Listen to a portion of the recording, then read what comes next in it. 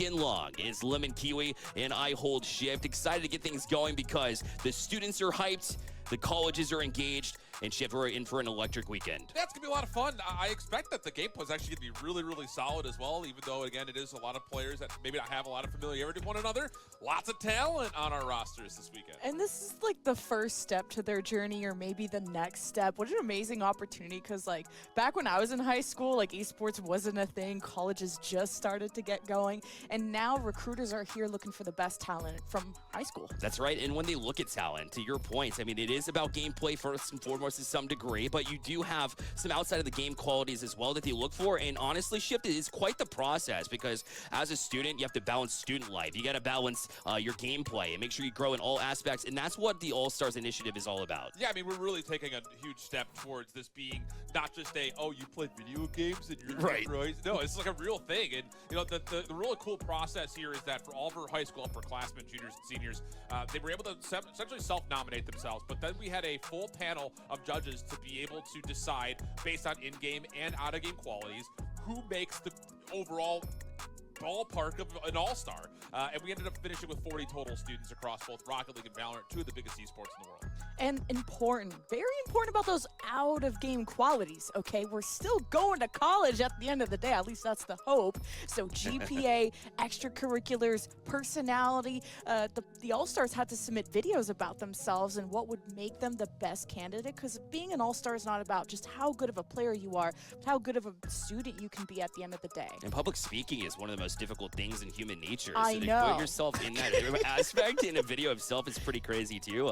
Plus asking for letters of recommendation, that's never easy, not even to this day for me, honestly. So respect to all these students. Let's take a look at the timeline here to get to this point. And of course, it all started back all the way. This is a process, y'all. I mean, it started mid-August when nominations opened. Of course, you want to bolster those nominations along the way, so that way when you get to the selection committee, who were announced on September 24th, once nominations closed on October 27th, they had some decisions to make. Who actually makes an all-star, right? Who's these juniors and seniors who really do show themselves in-game and outs? And at that point in time, we saw some awesome reactions when the all-stars were announced on November 7th, which brings us to the Coca-Cola Real Magic moments here. We got to see a little bit of the reactions. Listen, some of the students, they had a lot to say, some of them a little bit, but either way, you can tell all of them were excited. Yeah, I mean, again, 40 total players across just 2 esports.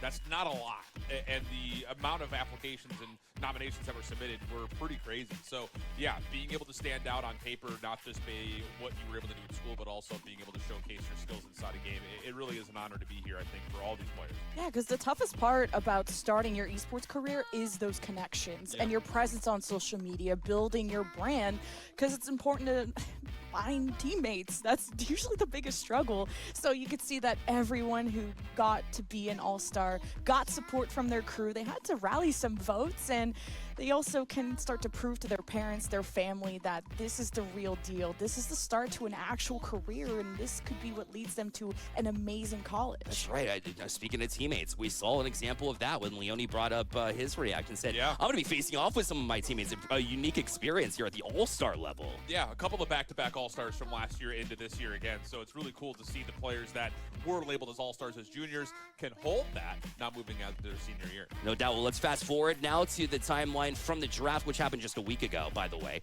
They got to find out their teams, and that's esports leaders across the collegiate scene got to select these players.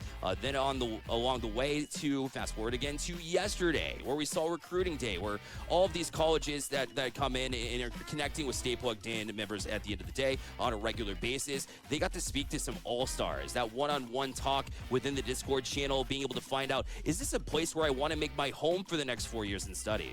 Yeah, it's important to ask those questions. It's very rare to have a one-on-one opportunity, because usually you're just like a face on a resume or an application. So they got to ask not only about, okay, what are the ambitions of this esports program? Where do you want to end up? What is the support, the funding? What does your program even look like? How many computers you got? What's the equipment? You know, there's a lot of questions around just what your esports career could look like at that school, but also you're there for an education. So what is the success of your school in certain majors? teachers and stuff. Like, what an amazing opportunity to just answer any and all questions. Yeah, that's a super important part. I mean, just kind of speaking to myself, like I was initially going to go to Iowa when I was going to go to school, and then I visited Indiana, and I actually got like a hands-on tour with one of the people in the education school. That swayed me to go the other direction. So it is important to hear from people who are at the university about what their campus is all about. No doubt. And then draft day, I got to join the lovely Spaceman and Dazarin, and we got to hear from some of the coaches as well, which is super cool, which brings us to draft day a week ago. When they were selecting their picks, one of the coolest things that I noticed along the way was they give us some unique insights. It's not just about who do I want on my team here for All-Star Weekend. It's who do I want on my team when I'm looking for high schoolers to get to college. And that was one of the coolest things that I experienced here throughout the end of the day, because really the high schoolers are bringing some value to some of these teams that are already good, can make them even a little bit better. So let's move on to the next point. Again, draft day highlights are next. So let's check out, of course, what we got to experience along the way. Check this out.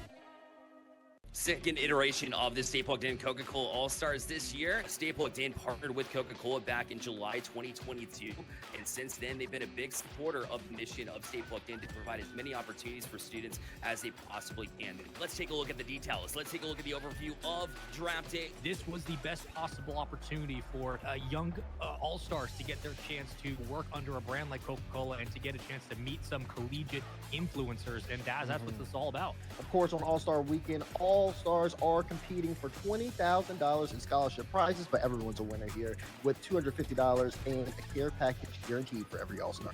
Each participant naturally gets one selection per round. Round one timer set it up for 120 seconds or 2 minutes, if you will, per pick. But then after that, following rounds, you better be on your game. 90 seconds per pick from round 2 on. That applies for both the Rocket League and the Valorant drafts as well. You heard it from him first. Wavy is going to be the senior from New York off the board first. Wavy has definitely earned it, like we mentioned, from all aspects of being an All-Star. We have Rocket. Rocket is off the board next at number 3.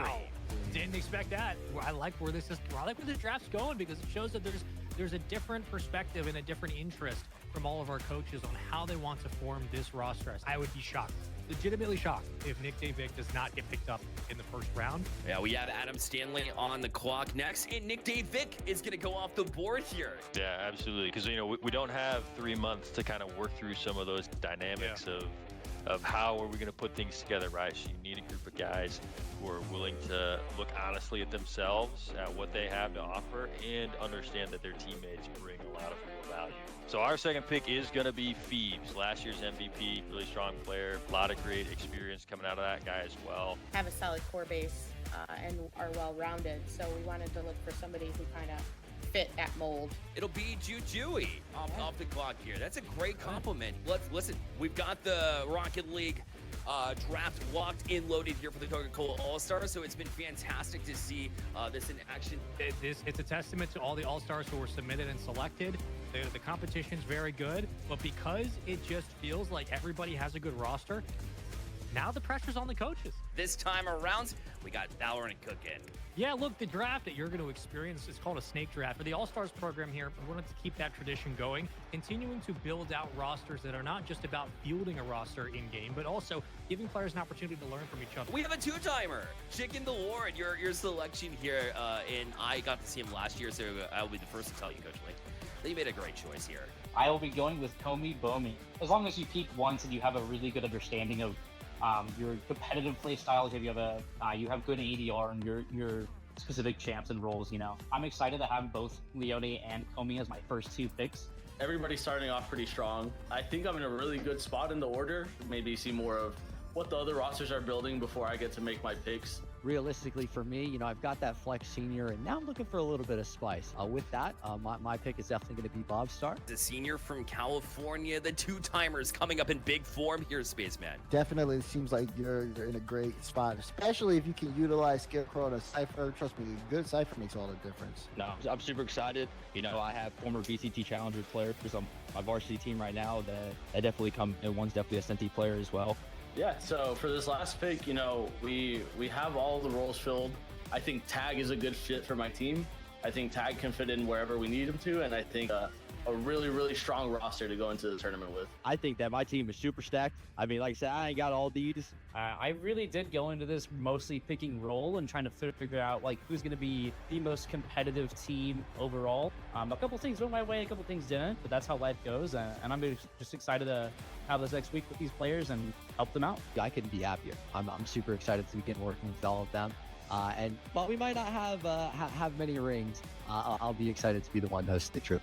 I mean, I think, you know, we're bringing a lot of not just passion from the players, but passion from the coaching side. Like I said earlier, I want this tournament to speak for itself. This is going to be an accolade not just for us, but for the players, and happy to kind of continue this competition.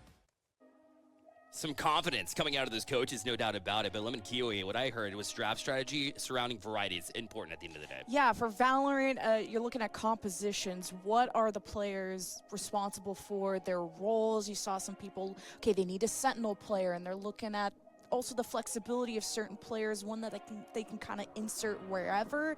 So I think the flexible players had to be the first ones to go. And on the Rocket League side, you don't have a lot of time to build up these players. So as much as maybe a potential player could look good, you want someone who's ready today, or at least with very short amount of time. Those were the high priority picks for this one. And that was from the college perspective. We want to see from the players' perspective as they got selected as well. They have some pretty funny reactions. We'll start with Hunter from the, we'll start from Blocks from the Valorant side, hop over to Hunter from the Rocket League side, but I wanted to pull these up because I wanted to get your reaction on those. So production, pull it up. Again, Blocks was watch partying this, so this is from his personal stream, y'all. Quite the attire that we got to see from him. He's like having a pep talk with his dog and just starts beating up his chair. Like, this is the embodiment of a college like student, like to be, I guess. Oh, absolutely. And on the other side, you want to take a little more official, get the full film crew at home, get the hat on the head. It's exciting stuff, man. It's awesome. 4.4 GPA as well for Hunter. This guy, he's an AP student. Well, they do it different in Texas. You know, they've got some of those AP classes, and obviously, you know, as an All-Star, you're going to take advantage of those. Hunter did exactly that, so cool to see their reactions along the way, too. This might actually not be the last time they get selected by a college at the end of the day.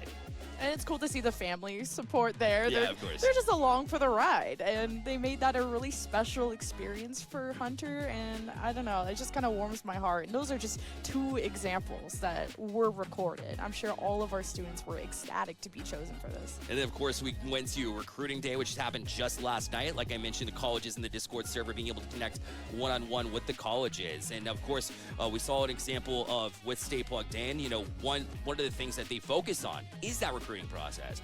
Going to staypluggedin.com, first creating an account will do wonders for you for a high school student. We've already seen $40+ million in scholarships facilitated over the course of the 4 years with Stay Plugged In, and that's connections with over 450+ colleges that are verified on our program as well. So if you're a high school student, you play esports, it's not just Rocket League and Valorant, it also goes into Overwatch, their limit, it goes into Call of Duty, their shipped, right? These are titles that are all adopted at the collegiate level. It's just an amazing opportunity, and this is such a big platform to be part of because, again, opportunities like this are so rare. So big shout out to Stay Plugged In, Coca-Cola, everyone for making dreams come true. Listen, we saw this last year as well. We saw the seniors advance, get to that next level. They had that conversation on recruiting day, and guess what was next? They found some pretty cool locations too. So let's check out where the seniors ended up here. There's some pretty big names on this list here, Chip. Yeah, I think just overall, the diversity across the entirety of the country for this Rocket League experience for all the seniors that were there. Because, yeah, there are a handful of coaches from specific schools that are going to be really focused and honed in on what these guys are going to be able to do today. But that doesn't just exclusively mean that those are the only 4 schools involved. Cosmic is a big name that stands out here. If you know CRL, you know who this guy is. Part of the biggest team in the CRL scene with Redbirds, Illinois State, and of course a lot of memorable schools here like Akron, like Bruton Parker, but you're lucky to go to any of these schools if you're in Rocket League. And for the Valorant side, same thing, Shift. Yeah, 100%. I mean, 3 of the 4 schools that are listed here have routinely and continually been in the top 25, if not top 10, in the college Valorant space, talking about Mizzou, Converse, and St. Clair. And then College DuPage, a little regional hometown bias. I actually grew up like 5 minutes away from College DuPage. So it's cool to see nice. That they're getting involved in the esports front as well. 100%. It's across the country. It's a wave that's been hitting, and we love to see it here at Stay Plugged In. There's no doubt about it. I saw a lot of D1 schools on there, too. One thing to notice, you used to be just these smaller schools that wanted to get ahead of the game as far as D1 goes, but D1's really been establishing their programs and getting to the next level from their development, finding and being able to offer some scholarships as well. And then we fast forward to, of course, yesterday. These are just some of the colleges that we saw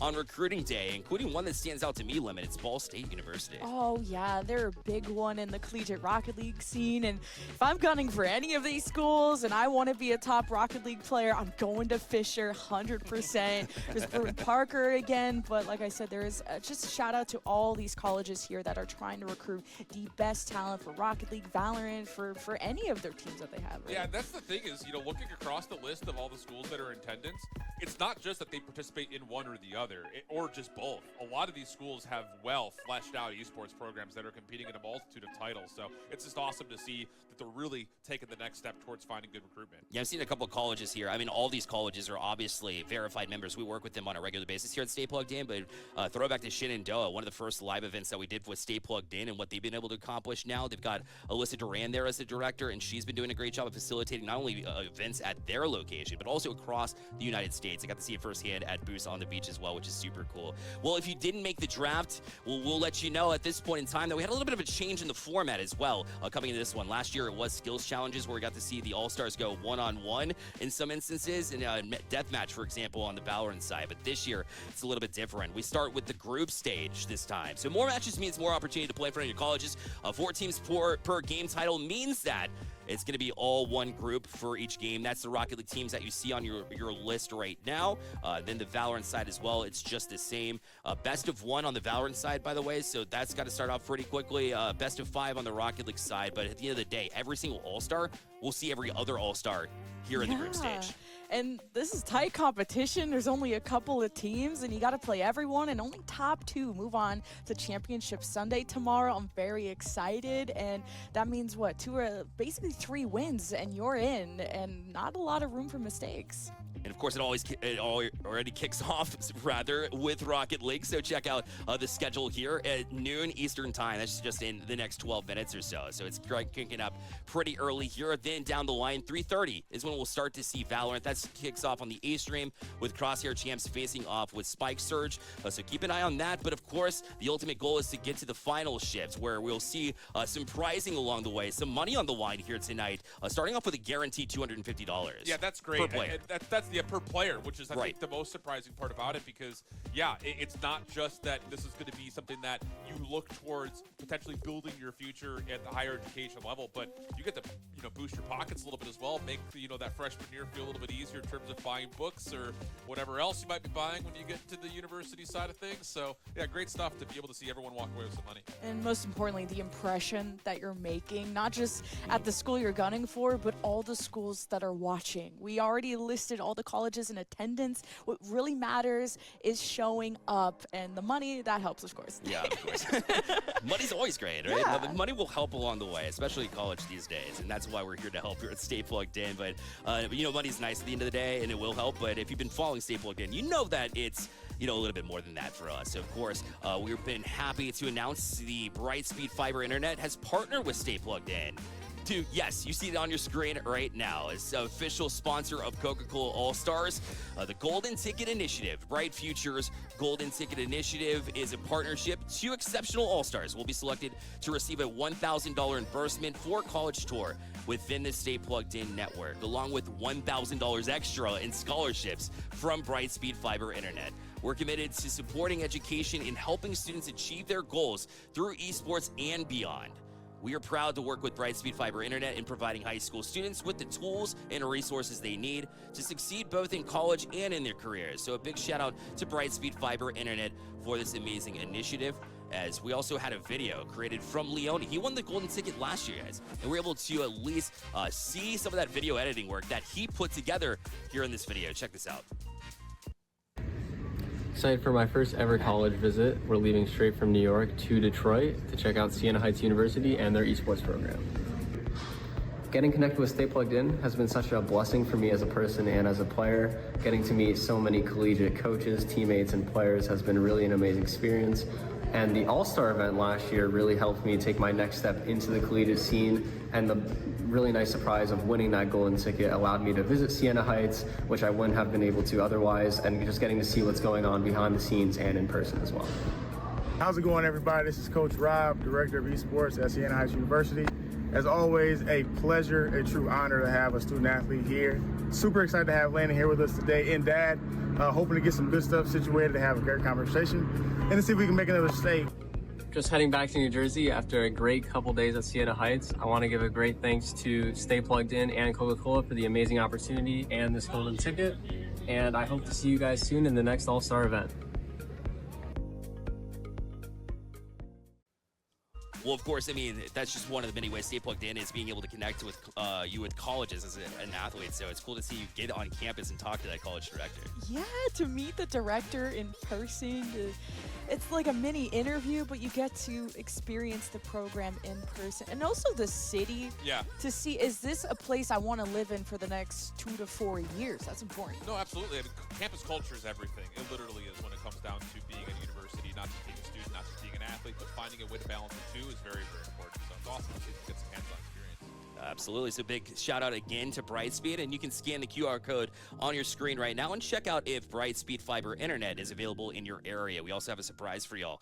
We've got Oakley on board with us as well, which means we'll do a little bit of an unboxing. So without further ado, look at you helping out. Always a good time. Let me see. I guess I'll get my own. Unboxing video. Oh my God. Everyone check this out. So what we got over there, Shift? Whoa, okay. These look clean. We gotta take off our glasses. That's true, yeah. Oh. These are outdated, honestly. Like, I don't have these ones are, those are the past. No, these are clean. Wait, we have the same ones. Twins! Yeah, twins! Meanwhile, if you want to stand out, you got to get to a world-renowned name here. Dude, you look good. Oh, thank you. I appreciate that, man. Only possible with Oakley. So scan the QR code here. Now it's your chance to win a pair of these Oakley glasses, and you see it on us right now. But without further ado, again, thank you, Oakley. We've got one more sponsor as well to thank. We need to see. I see just fine. This is you guys. Okay, problem. you can keep it on. Was that shift? Mine on. Wait, yeah, no doubt about it. It's time for the jersey reveal for the All-Star. We got new jerseys coming in. We wouldn't just recycle the same old jerseys. That's not us at Stay Plugged In. We got to look fresh here. Shipped, yep, exactly. Shipped on that side. I love that, yo, with flags and everything. That red one for all the Valorant players. So get it hyped. That's awesome. Blue for Rocket League, but it's also personalized. So your name is not All-Star, but you are one. But you do get your name on the back of it. It's pretty cool, guys. Hey, now you're an All-Star. Because you got the jersey. There's actually, like, the camera doesn't pick it up all that well, and now that I've got my Oakleys on so I can see a little better, there's some really cool subtle work with, like, the flag design in the back, too. It's actually really sick. Yeah, shout out to Matt, our creative director, and also the owner of Emerge Apparel, who does a great job with designs. No exception here, as he's able to put something together pretty special. As, of course, we want to give a shout out to Coca-Cola as well for theirs. Oh, it looks like you're wearing it right now, actually. I know. Pretty dope. It's really comfy. And I was going to say, it's very light material. And I like that they really thought this through. So when you're gaming, you're sweating, this thing is good. It's airy. So honestly, you love to see it. Hey, we're giving away 4 mini fridges, by the way. So if you want to spice up your stream room, you can absolutely cool these babies down? Yeah, 100, exactly. Cool them down. Be chill. Ice in the veins. You're going to need it for All-Star Weekend at the end of the day. And let's listen. We're giving away 4 of them. So scan the QR code again on your screen. Which direction? There we go. Down this way. Yeah, that's where you want. When you scan it, of course, you'll fill out a quick form for us. And when you do, you'll be entered to win 4 mini fridges. And I need something for my background. I haven't streamed in a long time, but listen, I'm trying to spice that up a little bit. So, all right, well, that's going to wrap up the pre-show here with us. But, of course, Rocket League starts on the top of the hour at noon, so you're not going to want to miss it. Stay right here on this channel. Actually, let's give some love to the watch party host as well. I don't know where's my manners, guys, because we've got some pretty big names on this list. You might know Musty. You might know some former pros there in Squishy and Reynolds, too. Huge. We got RMC in the house. Shout out yeah. to Reddles. Excited to see what happens to him and the team in RLCS. A lot of rumors. Squishy retirement, but content creation still goes strong. And, you know, Musty's supporting the new Diamond Company. Shout out to Musty supporting the stream. And, you know, the Valorant peeps, they're cool too. Yeah, no pressure. You got Curry, Kimmy watching you. Like, I know for a fact Curry's going to be judging anyone who doesn't have a Sentinels bundle ready to go. So. So obviously we want you to open up this stream in 2 different ways. All for all the watch party hosts, just go ahead and open a tab, get them going, and show them some support and love as they have come on board through the kindness of their hearts to check out some awesome gameplay here on the All-Stars side also. Well, we have the A stream going on, all of our matchups here, like we mentioned, starting off with Rocket League, twitch.tv/staypluggedin. Obviously you're here, but a B stream happening as well. So if you haven't already, twitch.tv/staypluggedinb is where you want to go. Well, the group stage is up next for Rocket League. You're not going to want to go anywhere. It starts in just 1 minute.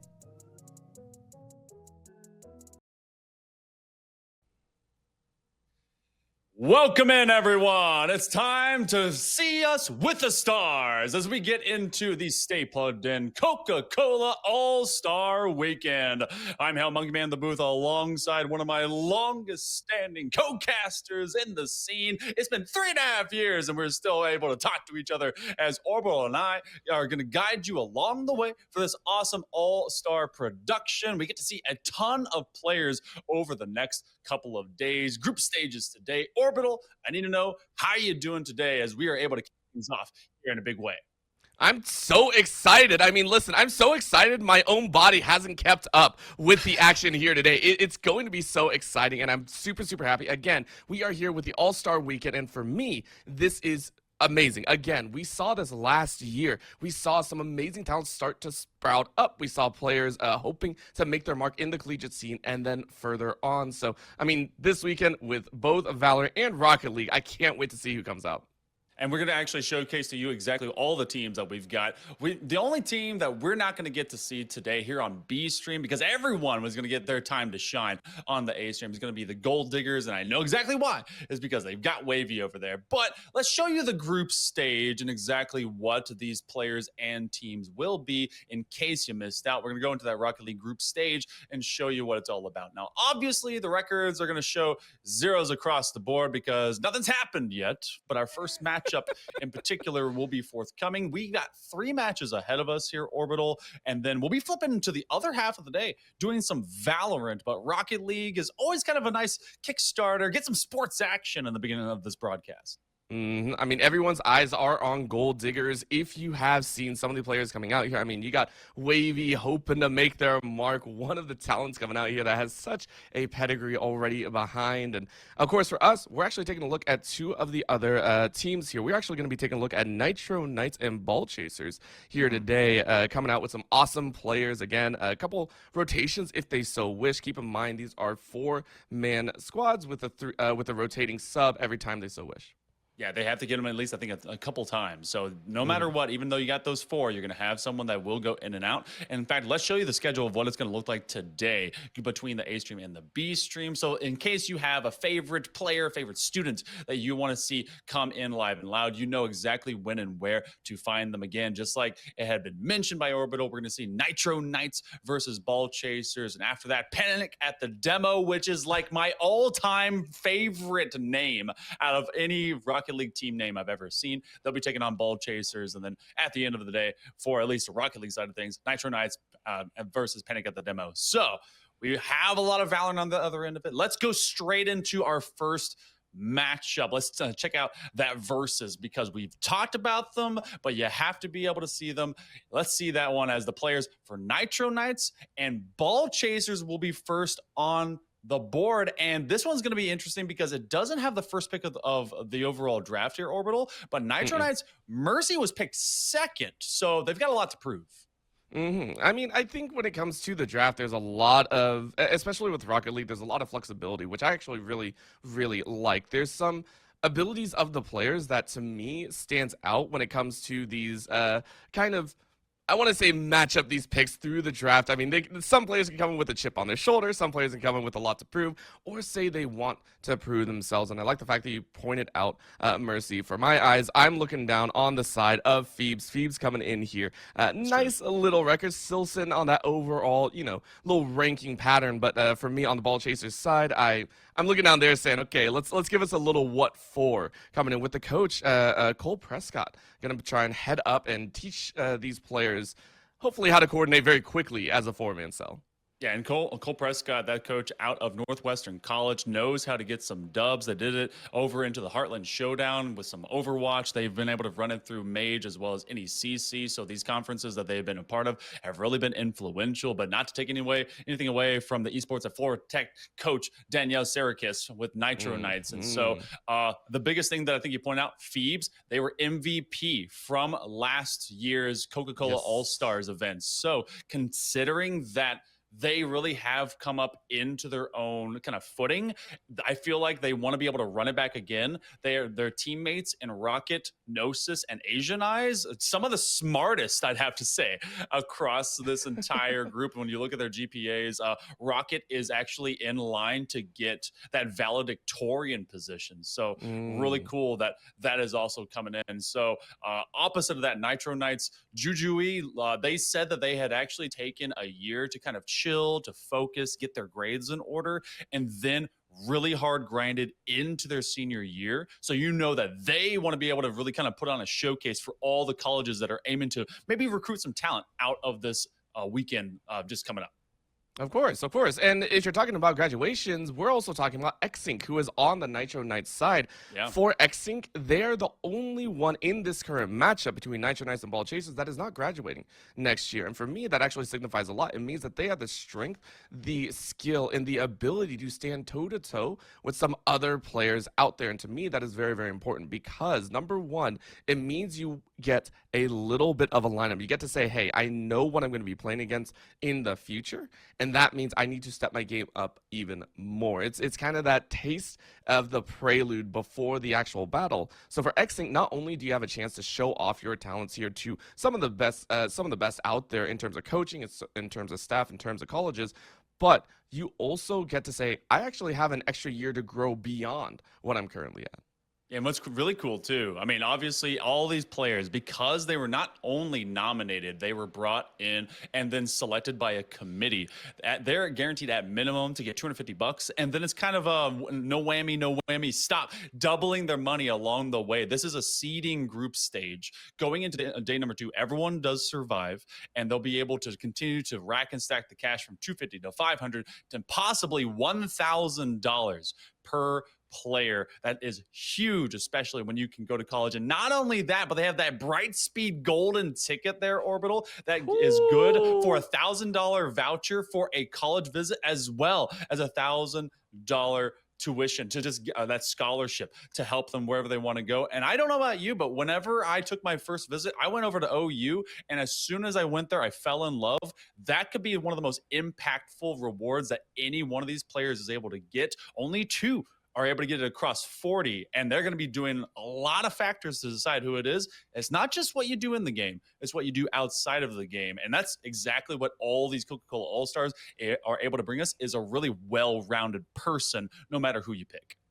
And I love the fact that you pointed it out, because for me, I'm not going to lie, I was not the best college course taker. And the fact that these players, these all-stars, are able to sit there and go, we can do everything. We can not only be a talent on the pitch, we can be a talent off the pitch, we can be a talent inside of the classroom. It really highlights the fact that this is for the students. These are for the players here that are coming in, that they were voted in, and being given this stage. Remember, there are 2 days of action as well, Monkey Man. This is the most enjoyment that I think I would have throughout the entirety. These players are playing in the group stage. They have 3 rounds each, and then they move on to the next day if they make it further. And to me, that is the most important factor. You go ahead and make it to that Sunday match, and all of a sudden the doors are wide open. Oh, yeah, and there's a lot of colleges that have all eyes on. The obviously the kind of name brand stages, especially when you have players like Wavy, you got players like Phoebes, but you also got players like these. As we go into game number 1, it's a best of 5. Our first round, it's Nitro Knights, it's Ball Chasers, and let's see if we get out there and make an impact early. Of course, already lighting up here. 30 seconds gone, and already the chase is on. I'm kind of taking a look here, and I'm kind of curious. Right now, we see no Phoebes and Rocket Cutie going up for the ball chases on the other side. You go ahead and get Jujui, as well as Jerbear and Mercy. So 3 lined up, and of course a hard-fought battle right now for the ball. Nice little save there coming in from Mercy.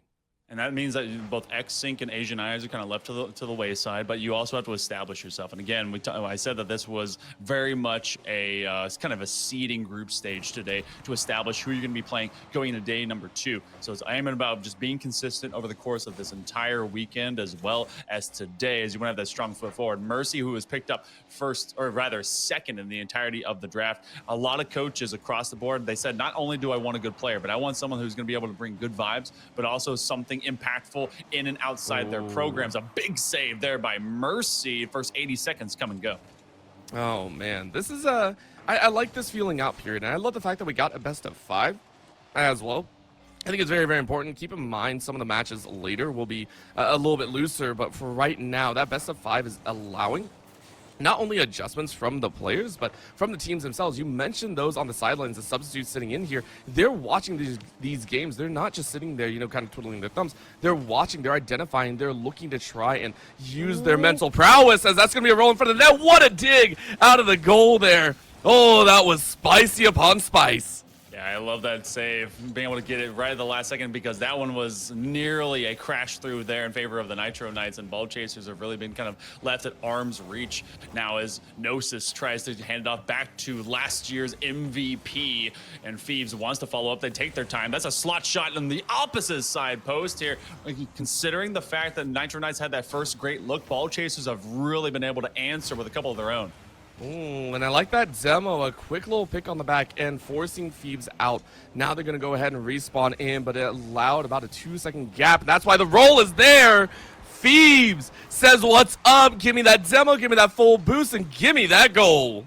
Oh, well, look at this whip shot. My goodness, right from the corner. No one's going to defend that. As it just drops down, they never lose focus on the play, and that's going to be first on the board. Just a second, a little hair, a single tick over the midway mark. Nitro Knights, they may have been able to find at least a first threat, but now the follow-up is what they've got to get if they intend to chase the Ball Chasers on the scoreboard. Got to chase the chase and chase the chasers, and then chase it all the way down the field.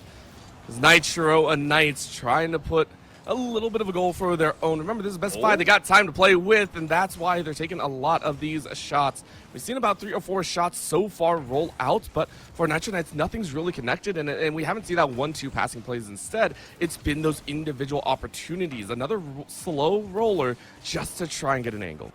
And you already have Gnosis looking to isolate. See if they get this final touch to get beyond one. You do get a nice save there from Mercy. And I mean, you talked about how it's really not been a kind of a full team effort, and that is both the rub as well as the strength and weakness when it comes to drafting, because you have these players that have not maybe been together before. So now they have to develop that in real time and very, very quickly, even just being slammed together off of that draft day weekend, or rather it was just a day ago. 80 seconds remaining now. Jerbear trying to key up one, and they do. Mercy ties us up as they needed the most to be able to get this 1-1.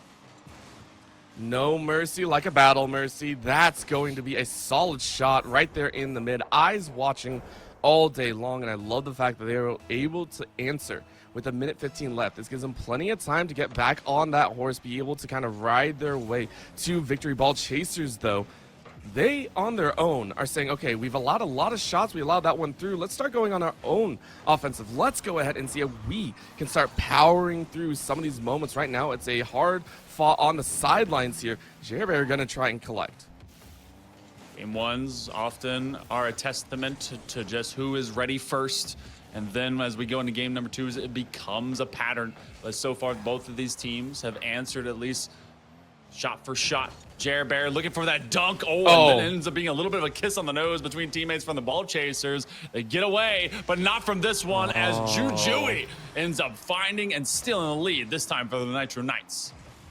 And you hate to see it. You mentioned the kiss. It might as well have been a kiss of death, but it's a kiss of life for the Nitro Knights. Having that lapse in the defense, especially in a game one, can set a little bit of a mental precedent. Nitro Knights saying, we'll take advantage of any mistake you have.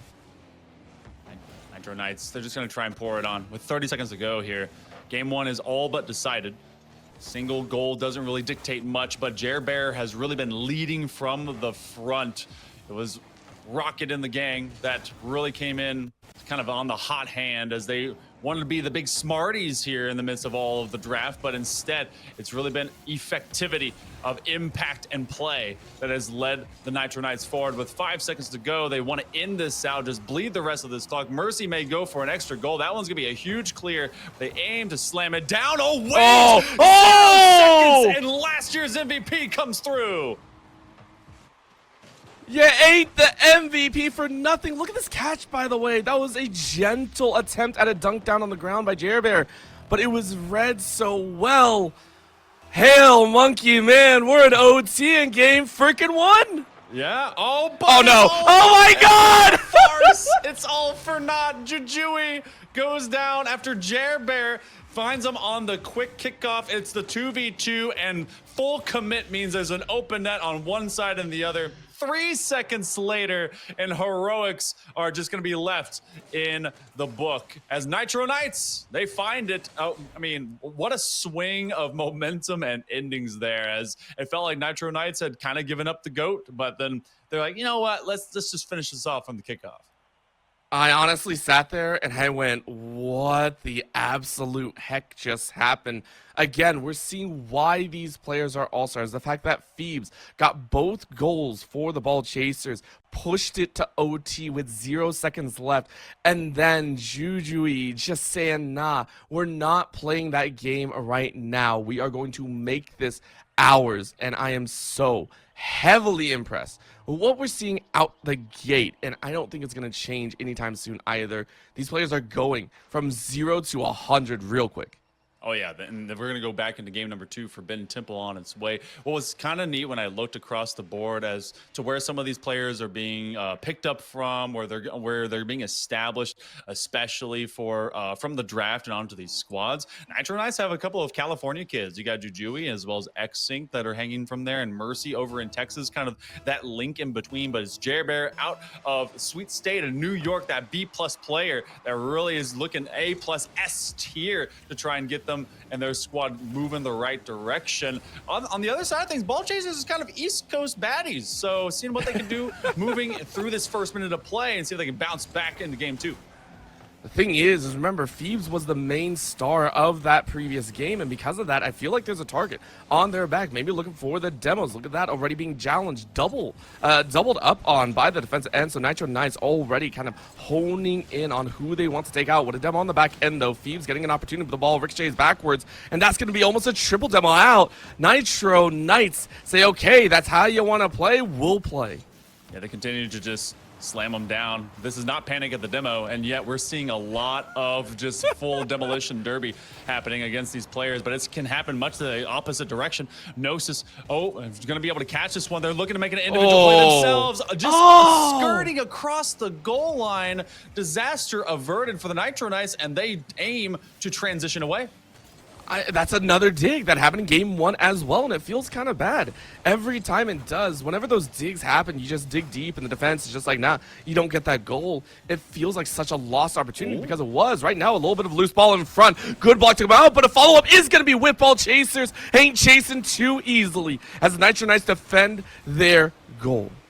Heck of a save by xSync. That was a wonderful idea to take it low, try to redirect it directly in the defensive box of Nitro Knights, but the threat isn't over as Ball Chasers pick themselves up and go right back to chasing this ball. Jer Bear gets demoed before they can accelerate all the way upfield, and even with that gap presenting itself, we don't have any extra shots. Remember, it took until the 2:29 mark in game number 1 before the first score and the first just break of the zeros ended up happening, and it feels like we're having kind of a repeat in terms of total possession.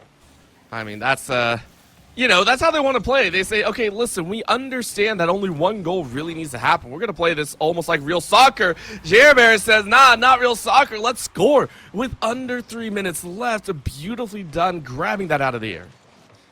What a wonderful grab. And the defender, they caught it on that sidewall. It's a tough read, so you hope that your teammate is ready on the other side of the box. Opposite antics. As one goes flying by, you are there to punish. Nitro Knights, they get the first one this time around. So change of the narrative. Ooh. A big catch and save by Jer, but Ball Chasers, they've at least shown a proclivity for finding those quick passing plays, and they need to find a lot more here, especially because Nitro Knights looks very comfortable about running up and down this pitch. I mean, they're the Knights. They're the Nitro Knights, for Pete's sake. They're more than happy just defending. In a lot of territorial disputes, they're more than happy playing on their side of the field and just making sure the Ball Chasers can't do anything. That's Jujui on the back end saying, yeah, we'll demo you out. You're not going to have a solid offensive push. And now we get that opportunity, rolling it down. That's going to be Cutie to try and pick it up on the right side. It's going to be covered up. xSync rounding out on the corner. This is happening once again, but no one there to collect in the mid. Instead, it's passed right to left. Constantly shredding in and out. Jujui looks like they were caught a bit uncomfortable at the top of the box, and Gnosis was hoping for a breakout play. They just didn't have enough pace to get behind it, and so Rocket just caught in a corner, hoping for Phoebes to carry over the top of them, which has really been kind of the clue in. Phoebes has to be kind of the intricate starter, but it's Rocket with the high IQ, high-level play, and 100 seconds remaining. We're tied at 1 again. I love that knew where to place it. And Cutie with just a gentle touch, by the way, knew there was only one defender. You shoot to the open net, and we are tied. Hail Monkey Man, we're right back in scenario number 1, just like game number 1, and I am terrified at what's going to be thrown down. Another attempt on goal, but Phoebes not able to complete. And that's going to be Jujui rounding out on the right side of the pitch. Yeah, that went from that top corner. That was a dangerous shot, especially for the Nitro Knights, as Ball Chasers look like they have been having free opportunities from this backboard, and yet Jer recognizes that and rotates just sublimely into position. Now they're kind of double stacking. This is, again, one of those things that can happen if you don't exactly have that same chemistry, but then they calm out and they get away, calmly navigating around this situation. Now the thing here is you got to defeat recent history. If you're the Ball Chasers, do not allow the Nitro Knights to get this lead back. You got to have that exchange and get it for yourself in this final minute. But right now, a big part about that is Nitro Knights, they're also adapting to this game. They're saying, okay, we just need to watch out for Phoebes, make sure Phoebes doesn't get aggressive, doesn't get that chance with free ball, and maybe we get that winner. Of course, with about 35 seconds left, a high fly drive is going to be a bump. The bump is annihilated, though, as No says, no, you don't get the fancy footwork. 30 seconds left, xSync going to try and set it up off the backboard, is going to bounce it out to the mid, picked up but not put in sync. xSync says, okay, let's go back on defense a little bit. Tough play there, as they knew they had basically won the possession, but they didn't ultimately get the war through the pipes, and that allows Ball Chasers to exist a little bit longer. No boost. Phoebes has to find into the corner. Massive demo. Gnosis is deleted from the situation and the equation. Gnosis has to make sure that this does not go into the arms of a waiting Knight. Jujui, hoping that they can get this downfield. Not a lot left in the tank. Redirect to the target, and now we slammed to the front door. But it took 3 seconds last time. Let's see what happens again. It took 1 touch is what we should be talking about. This time it's quite a few more. So xSync currently rounding it out, but it's still Nitro Knights in front, and they score off rip. xSync first attack, first goal, OT. We've been to overtime twice for a total of 10 seconds. 3 the first time, 7 the second time. A bouncer that no one ever expects dropping into the backside of the box. And the Nitro Knights are boosting their way into a 2-0 lead. Match point has already been unlocked. And actually, if I remember correctly, xSync not only is a great 1v1 player, but also is a two-sport athlete, as they play a lot of Valorant as well. So seeing them be able to come in and really make some impact here. Love what we're getting so far of the Nitro Knights, but I mean, Orbital, did the Ball Chasers kind of let that one go by maybe too lackadaisically? I think what you have to remember is this is the Coca-Cola All-Star weekend. These players are not your regular run-of-the-mill. They are always going to be on tip-top form, and that is now the second time that we've actually seen these players kind of sit back. They say, okay, maybe we can collect our thoughts. No, OT is where you need to be ramping up. You need to be bringing yourself to like that peak mental prowess, and I love the fact that you mentioned that, hey, that was xSync playing as a multi-game athlete here. In Valorant, there are so many tight moments, so many clutch moments that you need to be able to handle, and that was one of them. You know, you have to be ready to take an opportunity when it passes, and so far, it is golden. Right now, getting into game number 3. The trophy stands right there. The statues are on a rise, and we are with the sun to our back. Recognizing that these teams, they're playing obviously for seeding going into the big bracket tomorrow. It's all best of 5s, and then it becomes even longer than that. I think we see some BO7s on Championship Sunday, but you want to bring your best foot forward and find yourself at the top of the stack. A 3-0 would be monumental here for these Nitro Knights, and Ball Chasers got some work to do. It has been a very effective squad of Mercy, xSync, and Jujui, and they're going to keep everyone out there much the same. A little bit of a car change just to let themselves go. But Mercy, that is the fastest score we've gotten so far. 0 Mercy. 0. Look at that charge from downtown. And it was just a beauty of a pocket right there. Nitro Knights breaking the curse of late time goals, and Ball Chasers already put into this narrow field of focus. Ball Chasers, I mean, if it already felt like an uphill task, now it feels like a gargantuan one to try and add to the tally. See if they can get back into this. But Nitro Knights, the way that they've been winning, they have been upticking their tempo. They've really been taking challenges directly to the dome of each Ball Chaser player, and just when you see kind of effective comms starting to come through for Ball Chasers, they then just kind of get scattered and on top of each other. A wonderful individual play. xSync, such a 1v1 minded player and person, and they have to take on the same kind of ideas, especially because Gnosis knows how to do the same things. But for right now, it's just a breakout play. Try to get slow with it as Jujui doesn't hit the same way. I want to point out that Ball Chasers do have plans in order. Gnosis with that done with that and later that would have been good, but that's just a punt. That's all you need. Cutie making me eat my words and shut up. Beautiful job off that 50-50 and just slams in a goal to tie. Heck of an initial read. You had the first defender having to shadow on top of Gnosis, and as soon as that collision, that ricochet ended up happening, Rocket was there in the pocket, ready to go. So they ain't valedictorian for no reason, or at least trying to get there. Number 1 out of however many hundreds and hundreds of students. You got to be smart about it, and then it's all about being able to take advantage of opportunity. Jujui wants to do the exact same thing.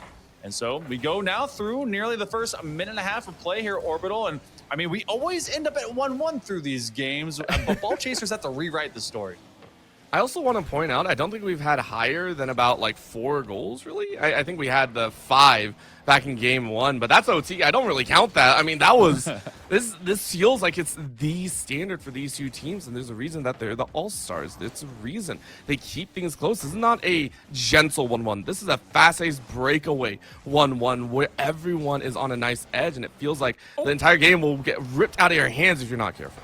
Yeah, this is a full 6-man composite of some of the best players in the country from a academic position, and you know that they're trying to definitely not just be the smartest of the bunch, but find themselves a chance going into secondary education as well. Phoebes, a fantastic challenge. They hand it off back to the box, waiting for anyone to get it. Gnosis will finally get a lead here for Ball Chasers. And it's Phoebes to set it up, but the communication and the trust in saying, hey, we're gonna commit to one of the more offhand offensives. You knew if that went wrong, you were gonna be left with only one defender, and the ball could easily spout out the other way. So beautiful job by Ball Chasers, making this very, very competitive. Nitro Knights, they may be 2 games up, but they're down 1 goal right now. Just for the moment. And we've definitely seen these teams take their time to get started. It has not just been automatic, but when they've found their opportunities, it has been against a wall of traffic to have to deal with. Bit of a backflip right now for the moment as they continue to have a contingent from side to side. Rocket is going to get another one into that corner pocket. And this is the first time that we've got a multi-goal lead in regulation. Well, I like this as well, as remember, it's almost always been Phoebes that had looked for the goals in games 1 and 2, but after game 2, where we saw Cutie be given the opportunity for a bounce, it feels like Ball Chasers are starting to give Cutie that opportunity, putting Cutie in striking positions, which I really, really like. I wonder if Nitro Knights have also identified that, as Phoebes sets it up with a little bit of a slow bounce, good chase out by Nitro Knights, but for right now, you're 2 goals down, and it looks like we might be headed into a game 4. A lot of time before I'm a believer. Flip reset. Oh. Okay. What was There's that, one Ale Monkey player- Man? What was that about believing? Look, I'm not a believer in the lead you were talking about. You thought game 4 was guaranteed. Mercy showcases and struts some of those mechanics out in open grass. As look, no player has been super automatic except for at least both Phoebes and Mercy, your top 2 picks. But for both of these squads, and they cut that lead just down to 1. We approach 100 seconds to go. Ball Chasers got to either build or maintain this lead.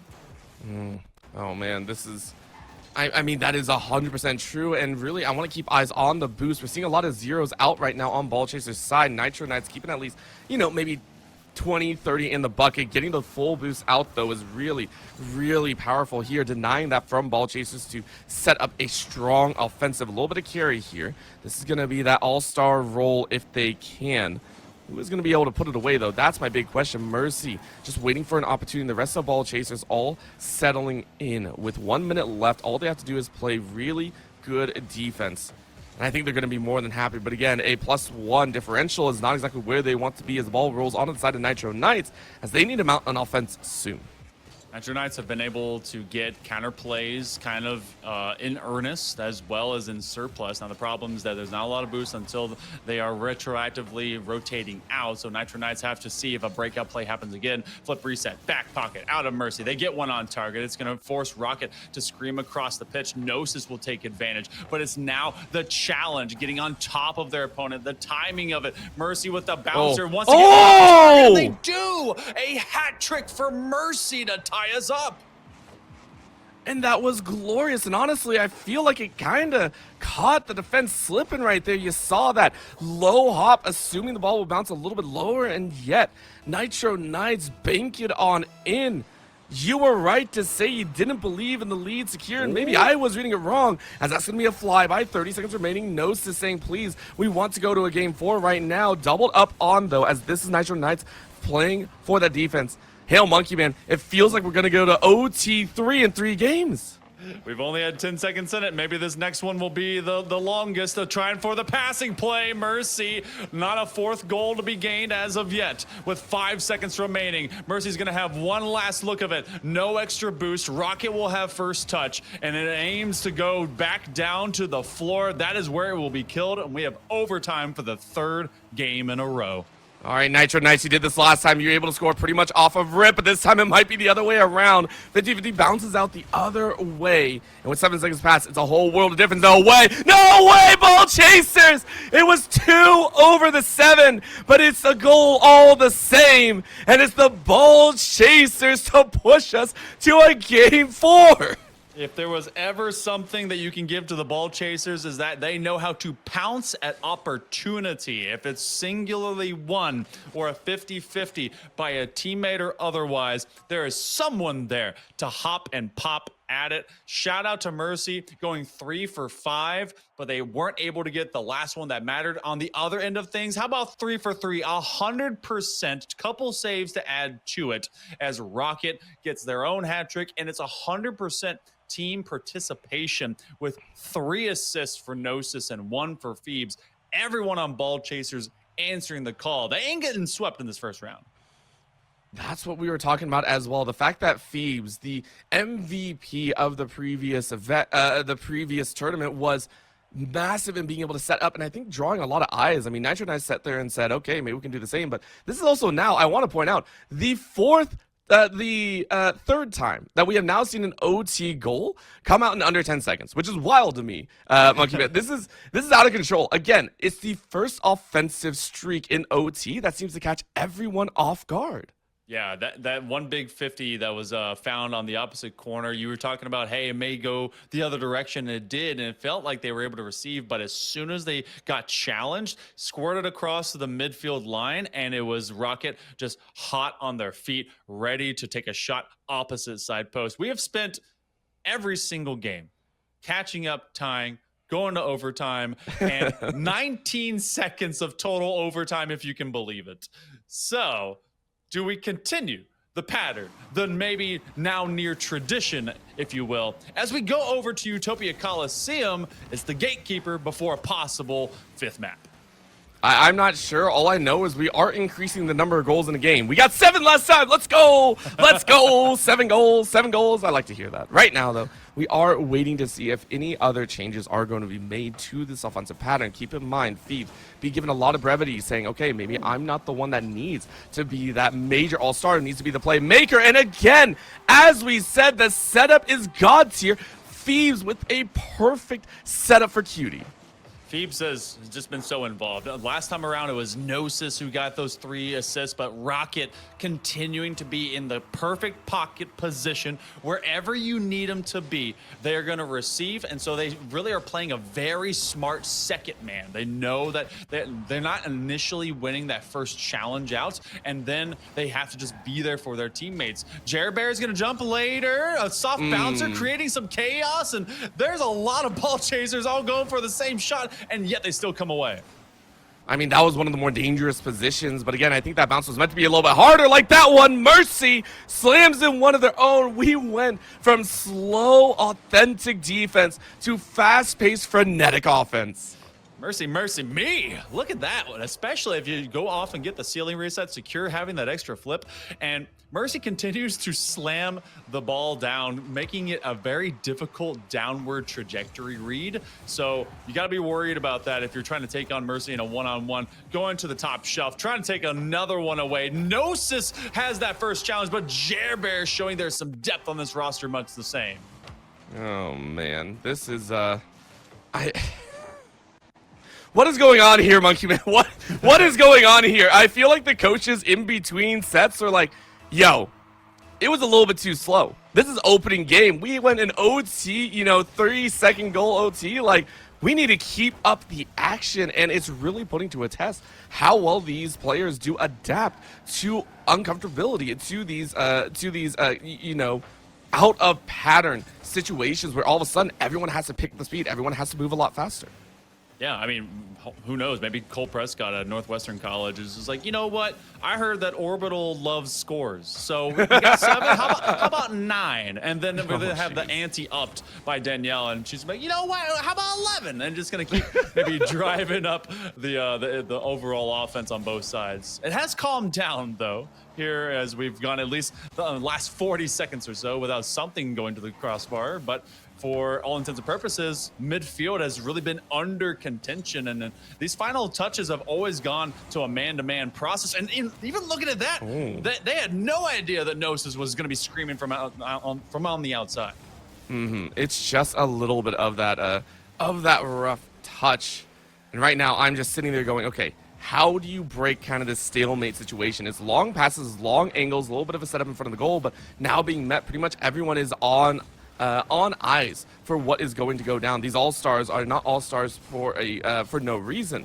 They're more than happy to play this long con game. Ball chasers right now with a pretty hefty offense, but really nothing comes of it. So they're going to go ahead, back away. No boost here, though, and that might be an open goal. Mercy shoots high. It's not going to go in, and it's picked up by ball chasers again. Third defender to come out to save it. Recognizing that they're trying to play with timing and had to go on the over-under, so knowing that they have to leave a lot of pressure to their third man, but the goalie does just fine there for ball chasers. Shot on target. That's going to split the difference between. Haven't seen them light up the scoreboard for a little bit. They've been more in the assist column, but Mercy gives them the go-ahead goal as xSync wins from the top rope. Right by both Rocket and then.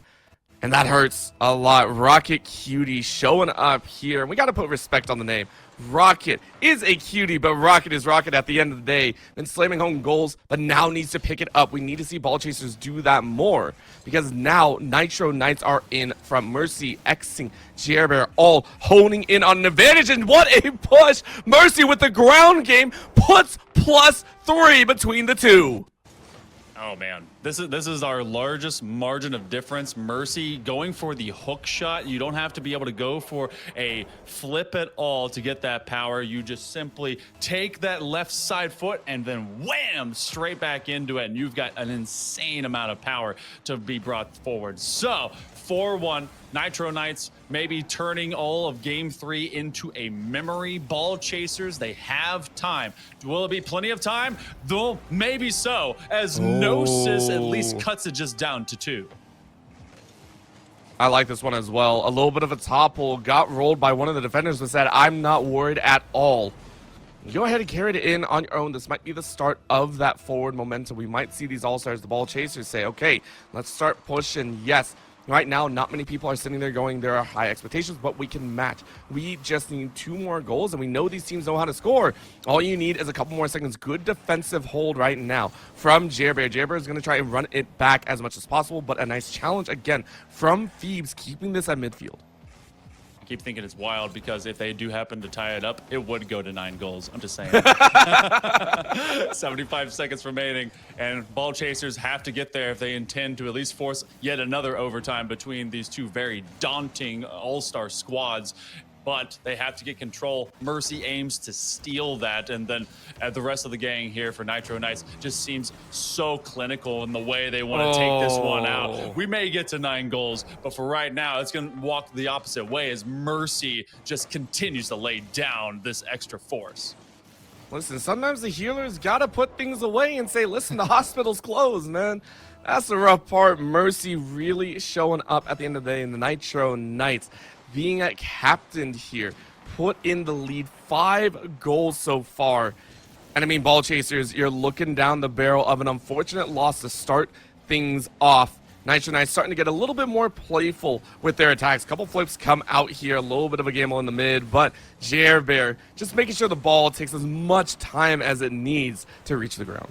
Yeah, every single time you do that, you are burning precious seconds. That is a premium the Ball Chasers cannot afford. Rock is going to take a very honest shot, and Mercy recognizes and reads that. Look at this already. From Mercy to Jerbear to the Jerbear stare. That is 6 now for Nitro Knights. What an upfield swing that was. Oh, man. What did I say? I did say that they're starting to get a little bit more happy with that. They're getting a lot more fun and free with their attacks. And unfortunately, 24 seconds, 4 goals. I mean, we've seen things like this break out, but I don't think it's going to happen at all. Over the defender, number 1. Number 2, Phoebes comes in and says, no more. This is the end. And Nitro Knights say, yes, it is going to be the end of this game, of the 6 goals so far, and of the first series here in the Coca-Cola All-Star Weekend Rocket League group stage. Nitro Knights, they'll take it 3-1. And you know what? Mercy looking like they were worth the investment of the first pick for this squad in particular. Shout out over to the Nitro Knights' coach. I believe that was Danielle Sarakas. So yeah, knowing some esports over there for Florida Tech. So they picked a really good squad, and honestly, I think we saw that not just because Mercy was able to bring some of the individuality to this, but it's the way that they really started communicating between one another. Jerbear and xSync, it felt like it was so fluid by the time we got to games 3 and 4, and they just were really bringing it in, especially against Ball Chasers. So they're going to join Gold Diggers, who I'm not surprised to be on that 1-0 mark. Now, considering what we've seen today so far, just out of Nitro Knights, how do you think that they're going to do eventually when they go against Gold Diggers? They took a little bit longer to come online, but I am a little bit worried about their pacing. They know how to play in a pinch situation, but against the Gold Diggers, who again boast a pretty nice all-star roster, I'm sitting there going, they need to be a little bit more upfront with their aggression. The adjustments that were made, putting Nitro Knights into a good position. You know, you saw Jerbear, you saw Mercy and Juju. All of them were able to rotate their defense and their offense, and primarily Mercy really stepping up at the end. We need to see that from game number 1, because I don't think Gold Diggers are going to wait till games 2 and 3 to activate. Well, between those two undefeated teams, they actually will be facing off against one another on the A stream in the next forthcoming hour. And on our stream, we're actually going to receive Panic at the Demo, who just had a face-off against Gold Diggers, as they are going to hope to bounce back much the same way that Ball Chasers do into our next round. So far, these All-Stars have really been doing amazing things, and I can't wait to see, who actually comes out into those even 500s, because we're guaranteed now for someone to have that running into round number 2. And I feel like it's not exactly the longest day. You got 3 matches that you got to play, and it's 4 seeding going into the big bracket tomorrow. These players, obviously, by nomination and by the kind of the extremities that they were picked by committee, as well as by kind of their fans, their friendly. I've just literally put friends and family together to make that word to be able to be brought to this. So this is one of those where we hope that these guys are able to get themselves into a great position for success. It's round 1. You don't take it to heart too much that you just lost like a game 4, right? Oh, absolutely not. Considering you're able to make it into Championship Sunday, it's a main thing to really show your own skill and show your growth. One of the things that I like to look at is, at the end of the day, this still has some combine-esque feel to it. You're still trying to showcase your own skill, your individuality to schools out there that are hoping to buff up their collegiate programs. So for me, I'm sitting here going, well, even in losses, you can learn a lot. And that's why we have some of those coaches in there as well, saying, how coachable are you? How well do you take a loss? How well is your mental in this game? For me, that's more important than wins and losses. Yeah, that's very true. I could see that being, all right, how do you bounce back? Because especially if you're going to be going into college and you're going to find yourself into a position where not only are you kind of new to the program, but you have to carry forth the legacy of the program. And they want to entrust that's going to go to someone with kind of a nice head on their shoulders. So got to see how that really does press on. But we are good for a break. So we'll be back with another round here of the Stay Plugged In Coca-Cola All-Stars in just a moment. Absolutely excellent. Round 1, something else. Every game basically within 1 goal as far as both A stream and B stream. So let's take a look at the standings right now and see where we're at. Obviously, just through 1 series played, Gold Diggers and Nitro Knights respectively getting the wins here early, which is super important to kind of build and establish your momentum. The 3-0 is always what you're after at this point in time. And in fact, we'll get to see a sneak peek of the 2 best that got the wins in the first round. It'll be Gold Diggers facing off with Nitro Knights, and we got to hear a little bit from Haz, rather. We'll hear from Daz later. Heard from Haz here recently, and the Gold Diggers, of course, they'll be playing Haz this time around. He'll be taking Cloud's spot this time around, but Gold Diggers, what they were able to do in the first block there, Lemon, something special. I'm hoping we don't see that slow start and now having to incorporate a new third. We'll see how they adjust without Cloud. But this is some big talent you're bringing on. He's a high school national champion, a 4-time Spinland winner, and he does a ton of extracurriculars, and he loves competition. That's why he plays all the sports. He's also an extremely hard worker. He's had 3 jobs to try and support his family and to support this endeavor. So I'm a big fan of Haz and wondering how he's going to fit into this lineup. And I think it's going to be, we heard in the interview, he's got a chip on his shoulder being picked very last at the end of this draft. He knows he's better than that, and he knows that he has something to prove there, Shift. And when you're in that state of being where you're picked last, you really do perform a little bit better. It can motivate you as a player. I think a lot of the normal cliches is sometimes you just have to play to the level of your competition, but this is a unique situation because he has to play up to the level of his teammates. Being picked as #1 overall for Wavy, of course, we already talked about his rapport that comes with his name, but Cloud and Crypto really did play very well in that first series. So there is a little bit of weight in the shoulders here for Haz to step up and be a good contributor, but some players do rise to the occasion when they're surrounded by greatness. And Nitro Knights, we got to see a prime example of them rising to the occasion as well, as they got their first win of the group stage as well. This team led by Mercy. I'm excited to see Mercy in action because I don't think he's going to be giving any mercy. He was #1 in the world in threes at one point last year. He streams, he competes in community tournaments like Saltmine. He just won a trophy with Fanta Esports at LAN, and he's not currently playing for a team that I know of, but he's really hungry to land in a good spot, and this is a great place to make a good impression. And you said it yourself at the draft limit. So much talent from the Rocket League side out of Texas. So now, of course, Nitro Knights looking to advance to 2-0. Same with Gold Diggers. Let's go down to the pitch now. Spaceman and Daz to take you away. Well, we're into round 2, and if we're talking parallel matchups like we did in the first series, I mean, Wavy and Mercy have to be at the front of the conversation. Mercy, SSL in 2s and 3s, and Daz, he's within the top 100 of 2s, right behind Sosa, so you're getting in quality reps against the best in the world, but Mercy could be the difference maker in this offense, go differential-wise, +5 coming off their first series. They got a lot riding on their offense in this one. Yeah, I'm really interested to see how this roster is going to stamp up against Gold Diggers here, especially with the kind of change that has been made here on the field. It does seem like we're going to see a lot of an entirely different dynamic in this matchup compared to the last one. So yeah, I mean, we'll find out. We'll see what Haz has to offer as well. Yeah, the question for Haz coming in after, again, the performance from Gold Diggers in the last series was really Cloud and Crypto doing a really nice job of keeping this offense upfield and finding one another. It's very simple, but tough to do. But early on, it seems like the change hasn't been anything that they can't handle because Wavy already finds the first shot and the goal. I like that speed from Wavy there. It was a very close challenge. He got there really quickly. Made sure you get that beat out. I mean, that's what you expect from a player like Wavy. So you really just have to set him up, and he's going to knock it down.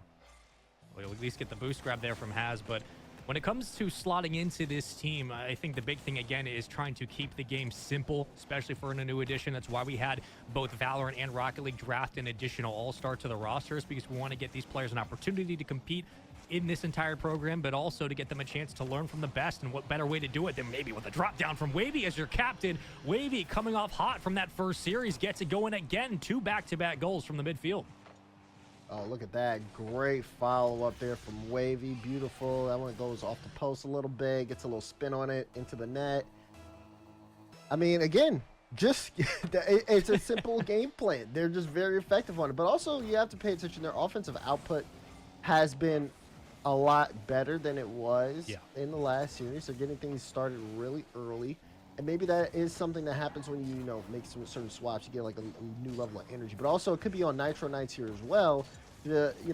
Getting kind of settled here and learning how to cut things off and make sure Gold Diggers don't get as much space on that transition is going to be something that takes a little bit of time to get into. Yeah, we said it in game 1 of last series, but we've said it many times for Rocket League. Sometimes game 1s of a best of 5 don't really mean much. Both players, I should say teams, are just getting their footing. And that's where things can change going into game 2 and 3 and so on. We saw that from Gold Diggers. They came out flat-footed in the first game, go to Forbidden Temple. They started to turn things around. Cloud and Crypto, the reasons why that offense started to get going. And Wavy can live up to the moniker of tap-in merchant, whether he likes it or not. Sometimes he's just in the right place at the right time. This is one of those instances where they can build on this lead by just controlling the clock. Continue to keep these possessions through the corner, and they'll have a really easy day of being able to break down defenses. They've done a nice job so far keeping Nitro Knights low on boost as they look for the follow-up touch, but it just won't be there. Yeah. Now we need to see a little bit more of that pressure coming out of Nitro Knights here. Been a slow start in game 1. Took a couple of opportunities, but nothing really doing here for them. Is Mercy, good touch out towards that side corner. Trying to see if they can get that solid follow-up. But Jujui, whose last bag, actually that's a great win. Runs out of boost though, and the offensive possession still trying to survive. Yeah, and they've really tried to force the issue, especially through this back corner. They haven't been able to get the boost. That's fine though. Keep the numbers pressed, and again, the worry now comes in. If you're winning the 50s, you're fine to stay up with all 3 men. If you're not, you got to worry about a boom and clear, let alone the counterattack that could essentially come from it. Wins the first touch. It was a shallow shot, but still looked dangerous, and Haz will try to escape and buy some time for the defense of Gold Diggers to break out. Does just that. But this has been a pretty good stretch of swings from Nitro Knights, doing a nice job of not only winning the 50s at the midfield, but again, getting chances in the offensive third. Second man can't find the angle, and right off the backboard again it goes before Crypto finds the clear. So just good chances here and there. They are getting more room here forward in the front. But you got to be careful with that double commit here again. Gold Diggers in a great spot. They look kind of comfortable on the field here a little bit. Is Wavy stays on top of the ball, flies it over 1/52, and gets a little bit of room. And look at them pass 1, 2, almost 3 there for the shot. And still keeping that pressure. Their transition game is so good. Starting to see Mercy jump a little bit too early on some of these reads, but doing a nice job of, again, staying down on the play and not getting caught out. One of the big dangers at times, you start to chase just a bit too much. Jay Barra looking for the bump, can't connect, set up nicely. Haz will read it, and again, defense is your best offense sometimes for a new player jumping in. Making, no mistakes is the best way to kind of slot into a team. Mercy can't get the second, and again, Wavy at the midfield able to cut down this first push. Nitro Knights can't really establish much when they don't hold on to the ball.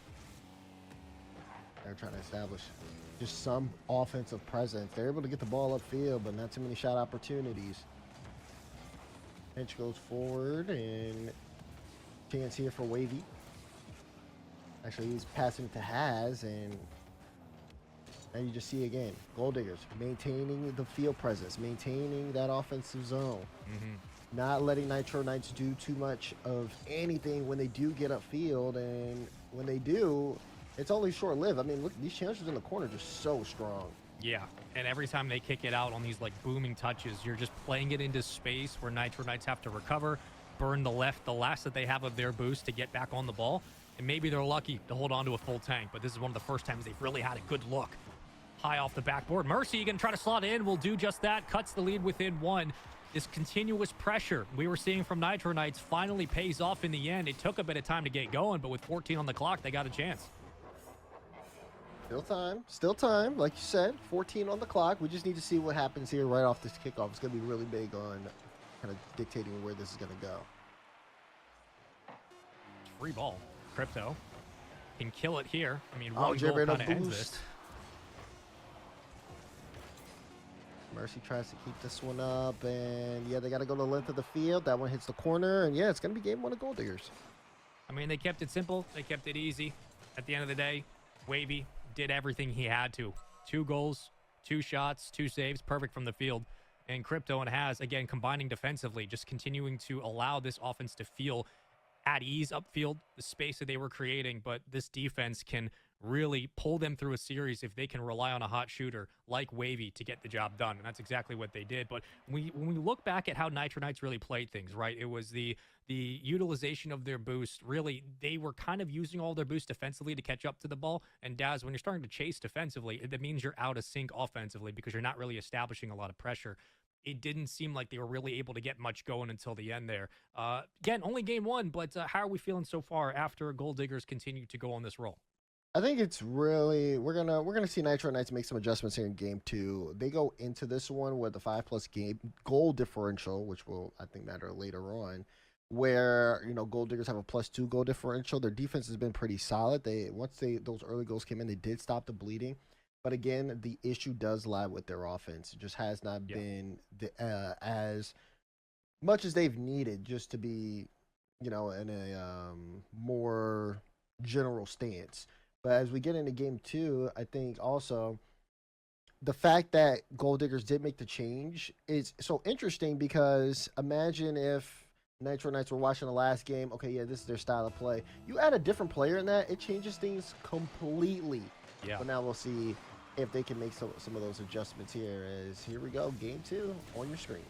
Definitely a different comp and maybe a different conversation about what might happen. xSync, however, will finally find the opening goal here that this team had been hunting for in game 1. Nitro Knights on the board first, and xSync was a player in the draft who talked about being adaptable, being an anchor, being able to play offense when his teammates play defense and vice versa. These are situations where you need a player like xSync to really step up, kind of lead the charge, and maybe kind of bring back some middle ground for his squad that had been hunting for so much opportunity in game 1, but really just couldn't find much. Right. And it's a good solid rotation too as well on him, just to be able to make sure he gets there quickly. So now off to a great start, and now we're going to see Wavy just take matters into his own hands. Take a look at it one more time if you missed it.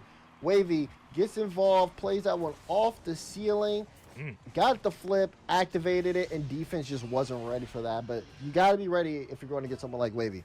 Yeah, the 1v2s today's from Wavy have been pretty precise. So once more, if you're like Dad said, if you're going against a player like Wavy, you kind of have to expect that there's going to be an extra read from the ceiling. Doesn't matter where he's at. In situations like this, you want to keep Boost out of his hands for as long as possible. Another dangerous read that ricochets back out into the hands of Haz. And from the sidewall, we go again. You got Jujui waiting on the backboard. Crypto going to try to sneak it in. But the defense a little bit too aware. Wavy once more off the sidewall, hits the dead jump, but just can't get the follow-up touch. However, the pressure continuing at the midfield as more Boost in the pockets of Gold Diggers, and they are not slowing down. They aren't. They're trying to speed up and capitalize on this momentum that they've got. Nitro Knights on their side of things, really trying to just reset, take more control of things.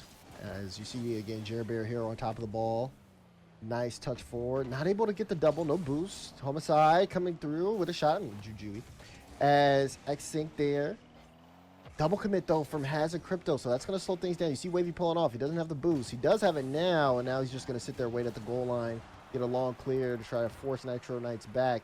They've got the demo, but this ball floating, not going to be too much room here for them to set up any play. But they've got Gold Diggers in a good spot. They just have to make sure to not give them too many opportunities for a long clear.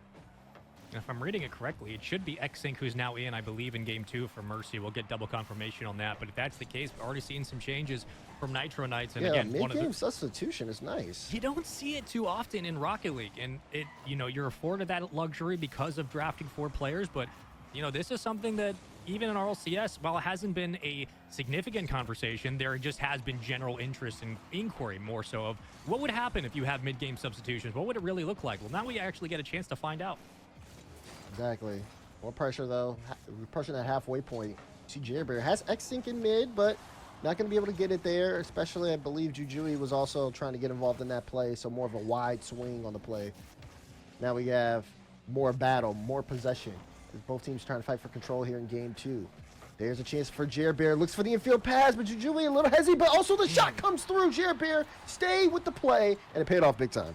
Yeah, don't panic in the play, right? Just stay in front. Make sure your teammates can help assist. You get a couple extra cheeky touches, and Jared Bear there to essentially close this one down. Nicely done all the way upfield. Everybody gets a touch around the world. Nitro Knights take a 2-1 lead with plenty of time here in Game 2, but a nice adjustment after that Game 1 struggle.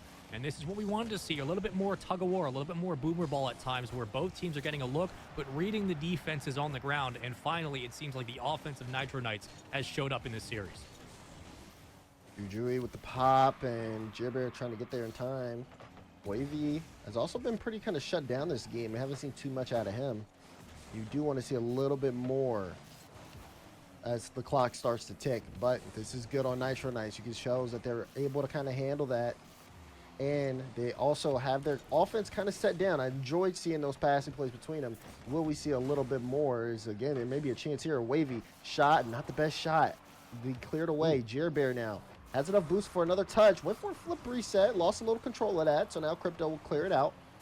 And man, he stays on top of the ball. So well done. Gives Wavy a chance for a solo. This is exactly what you need. But look at that. Jujui so quick to get that cutout. Just eliminating any potential threats here on the side of Gold Diggers. But they got to be careful. Defense is not perfect. They're starting to let things seep in.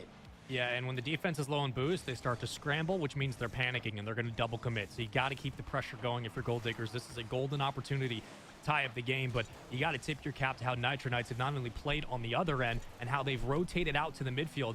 They're doing a really good job on low resources, staying in front and winning 50s. It cannot be overstated how important that is to keeping this game too viable. As Jared Bear from the side wall will just try to buy enough space. Beautiful little pinch. The defense would have given it for free, but he couldn't close it. And at the end of the day, those are the kind of opportunities that Nitro Knights have to keep going for. Yeah, they do. I mean, very clean, almost able to get that one on target. But this is also going to keep Gold Diggers from getting more offensive chances. Just make them feel like they have to be the team that just is stuck on that defensive end. It's good pressure, really good pressure. They're trying to force a mistake. Again, 2-goal lead here would be a very nice cushion. But as time ticks down, opportunities are starting to arise for Gold Diggers. Double commit pays off. Gets him back to the midfield. xSync is low. Jujui's going to grab everything he needs to keep this play moving. Now try to extend through the corner. Weird ricochet. Crypto pops it off the backboard. Has watching as Wavy went out for the challenge. Can Jujui recover on this and put it on target? No, it's not going to happen. 2 seconds to go, trying to hold on to the lead. Wavy has to go the length of the field. And they'll keep it up. Crypto from the corner, but a nice defensive effort from Nitro Knights will keep it out and keep this game 2 secure as xSync steps up massively in this one with a big save and helped his offense get going as well. A 2-1 lead in a tied series. Like you said, 2-1 lead, tied series here. Nitro Knights definitely a much stronger performance out of them than we saw in game 1. Again, Has, who also had a lot of energy in game 1, kind of showed up a little quiet in this game, but that's fine because, again, tied up series now. But you look at this, and this was like, I would say, the big impact play there, Wavy getting that tying goal, but the passing and then the positioning on Nitro Knights. Very well done on that last attack. And it really did show, okay, this team has a lot of structure to them, which makes them a threat in their own right. Yeah, there was that one 30-second swing that Gold Diggers really had an opportunity when they had boost-starved Nitro Knights defensively. They were winning the 50s. Nitro Knights started to double commit on a couple of their challenges on the goal line. That's your window right there. You get about 15, 20 seconds to really try to keep the offense up and capitalize. And for Nitro Knights, you got to give them credit. They didn't falter defensively. They had some double commits, but it didn't cost them because they were winning through their 50s and keeping the ball on the ground. Again, meaning they're not burning boost just to recover back to the backboard. This was a nice job by Nitro Knights defensively, and just keeping them in the game, Daz, allowed them to secure this win. So now, like the first series, we find ourselves tied up at 1 apiece, and this is another instance where we kind of look over towards Wavy's shoulders and say, okay, you found the opening couple of goals, but as an IGL, how do you get these young players on the same page and get them ready for a long series? Yeah, because you got to make some adjustments here. You've definitely had time to figure out exactly where you want to go in terms of your own play style. You've had a couple reps and things like that, but then when you introduce new players, again, it kind of introduces new challenges. I think a lot of people think, okay, well, this is good for people to mix things up, as Nitro Knights have also had a mix as well here. They have Mercy, that's in, with xSync and Jujui. So Jer Bear will be taking a step out here as we see the numbers 2, guys, don't worry. But we also see xSync and Jujui, so you can do a little bit of figuring out there. But as this game continues on, now we see just, again, more adaptations on the field, which really does kind of shake things up for both teams. Yeah, and it'll be fun to see what Mercy can do falling back into the offense. As speaking of, he finds the opening goal as Nitro Knights back-to-back games will find the first. xSync was getting a bit blue ball up on the goal line, and Mercy took advantage of the space. Nobody else around. Hello, it's wide open. Mercy finds the first. With that first goal here, we'll see how things kind of start to shake up. Nitro Knights continuing on their path. Great touch out from xSync. He's trying to set that one up in the midfield. A little bit of double commits, but man. Mercy with the double. Oh, he's got it. He's got it all day. Great assist, great goal. Nitro Knights up by 2. And you need a flat touch here if you're Mercy, because you got one player crossing in. Just keep it simple. Play it shallow. Sneaks it under, and Mercy steps up offensively, comes right back into this team from game 2. Took a breather and already has 2 goals, just like what Wavy was doing in the last series. Things are going to get very, very interesting in this best of 5 as we watch Crypto, the freestyler, trying to clear it away, and we'll do so. But all of a sudden, Nitro Knights feeling like the momentum's now swung over to their side as Mercy again will try to call possession, but gets beaten off the ball, and we'll see him back on respawn. 50 on the play. Jui trying to set that one up. A little bit sent away. This is Wavy. Got the flip over 1. Quick cutout from Mercy. Ball gets sent to the side. Bit of a double commit there, and you gotta watch Wavy here. He's on that back wall, looking to see if he can get the right touch. But another backflip. Mercy was trying to set up the double. Jujui wanted to get there in time, but just not fast enough. A lot of energy and pace here early on in game 3 for Nitro Knights. They just gotta make sure to keep their foot on the gas. Yeah, they're really testing the integrity of the Gold Diggers defense. They're just kind of peppering the upper 90 a couple times, just seeing who's going to bite, who's going to double commit. And then we'll see if they make those adjustments, because at times you can go for those weathering shots and then try to adjust your gameplay around it. Other teams just keep going for it by brute force. Not sure what the decision will be for Nitro Knights, but for a 2-0 lead, you allow yourself a lot of opportunities and, chances for different kinds of offense, for different creativities, and this is where this team can really start to pull away in this series. Already tied at 1-1 after game 2, continuing to fight through the 50s. Wavy trying to clear it by going backwards through the corner. And eventually this team going to look to slow this one down. But Gold Diggers have not had control of this game, let alone possession, Daz. They have been starved out and pushed back on the defensive end for the last minute. Yeah, now they're trying to find their way to get out here. And it's been really tough because look at that pressure. Look at that counterattack from Nitro Knights. Just so strong. You get this pass here. Mercy's able to kind of set it up. You see Jujui, low boost, still going for it. Just understands the space between him and the ball. And then, of course, the ball and the opponent. It just applies that extra layer of pressure, saying, if you're not going to play ball, then I will, and punish you for it. This is where offenses can get a little too overconfident because you start sending multiple numbers. You're like, we're already beating them at the midfield. We're beating them on their own side. We can just continue to stay aggressive, which is true if you're scoring, and they are. But you got to wonder if Gold Diggers are now, reassessing their game plan because it clearly has not worked. This solo defense playing man-to-man at the midfield just isn't cutting it. They're not winning through the 50s. Maybe think about keeping it on the ground. Nice little redirect to keep Mercy honest in the front of the box and set back towards the blue half. Jujui following in pursuit.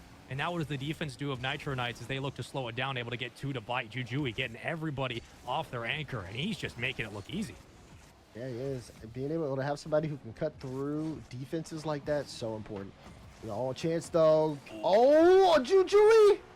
Oh, no. Crypto's going to be credited here for the goal, but I think this does bounce a little bit off of Jujui's car because it goes off the bar. Yep, you can see it. Taps the octane, rolls in. Jujui's everywhere. Okay. It's the LG special. Score it on your own net. Up and down the net. Sometimes it rolls that way. You had a little bit of a flat double from Mercy earlier on. This time you get lucky with the crossbar bounce, but back within 2. No way. That's a great read from Crypto. And Crypto has continued to be one of the stars so far today of day 1. Just a perfect read downfield, wins the 50, and puts it through. You cannot tell me if you initially looked at his approach, he was winning that 50. That's a great 50 out of Crypto. And to be able to turn that into an opportunity to really bring Gold Diggers back in this game, this is a very winnable position for them. We'll just have to see if they can capitalize one more time. I'm expecting defense to really kind of clamp down on the side of Nitro Knights here. Just listening to Crypto's interview and just kind of hearing kind of his personality, I know like the communications that are just, I'm going to win this 50. And then just he does it and it's over. It's very straight to the point, very, very self-assured in his skills, and why not, the way he's been playing today. Looks like he might be the X factor. I'm starting to see the bumps on the play. Wavy getting physical. They're trying to see if they can throw Nitro Knights off of their rotation, get them some room. They're trying to still boost as well. You see Jujui in the back, no boost. So now we're seeing a little bit of extra no boost challenges. Wavy, big win, big double touch. But now a little bit of panic on the goal line. Can't keep it in. Final 15 seconds. Seeing the boost grabs there. Here's Wavy. He wants to get one last touch, one last play. Oh, plays it low. Has a teammate there on the wing. Wants to be able to get it across the Crypto. Can't do it. It's blocked out. No time on the clock. No room for error, and that one will just hit the ground. And Nitro Knights, wow. Big win there for them. Match point situation. And they're doing it by switching players in and out. And this is where things get really interesting, which, again, I doubt that this is going to become a staple of how the game maybe is played in the CRL or LCS level. Who knows? But it's definitely making a case just by this event alone, how we have been seeing players, again, utilizing their strengths. xSync defensively and offensively was able to do both in game 2, able to continue to be a catalyst for the team like he talked about in his interview. And then you bring Mercy back in to continue to challenge the Wavy matchup, and he's doing it. He finds the opening 2 goals, and they build their lead healthily.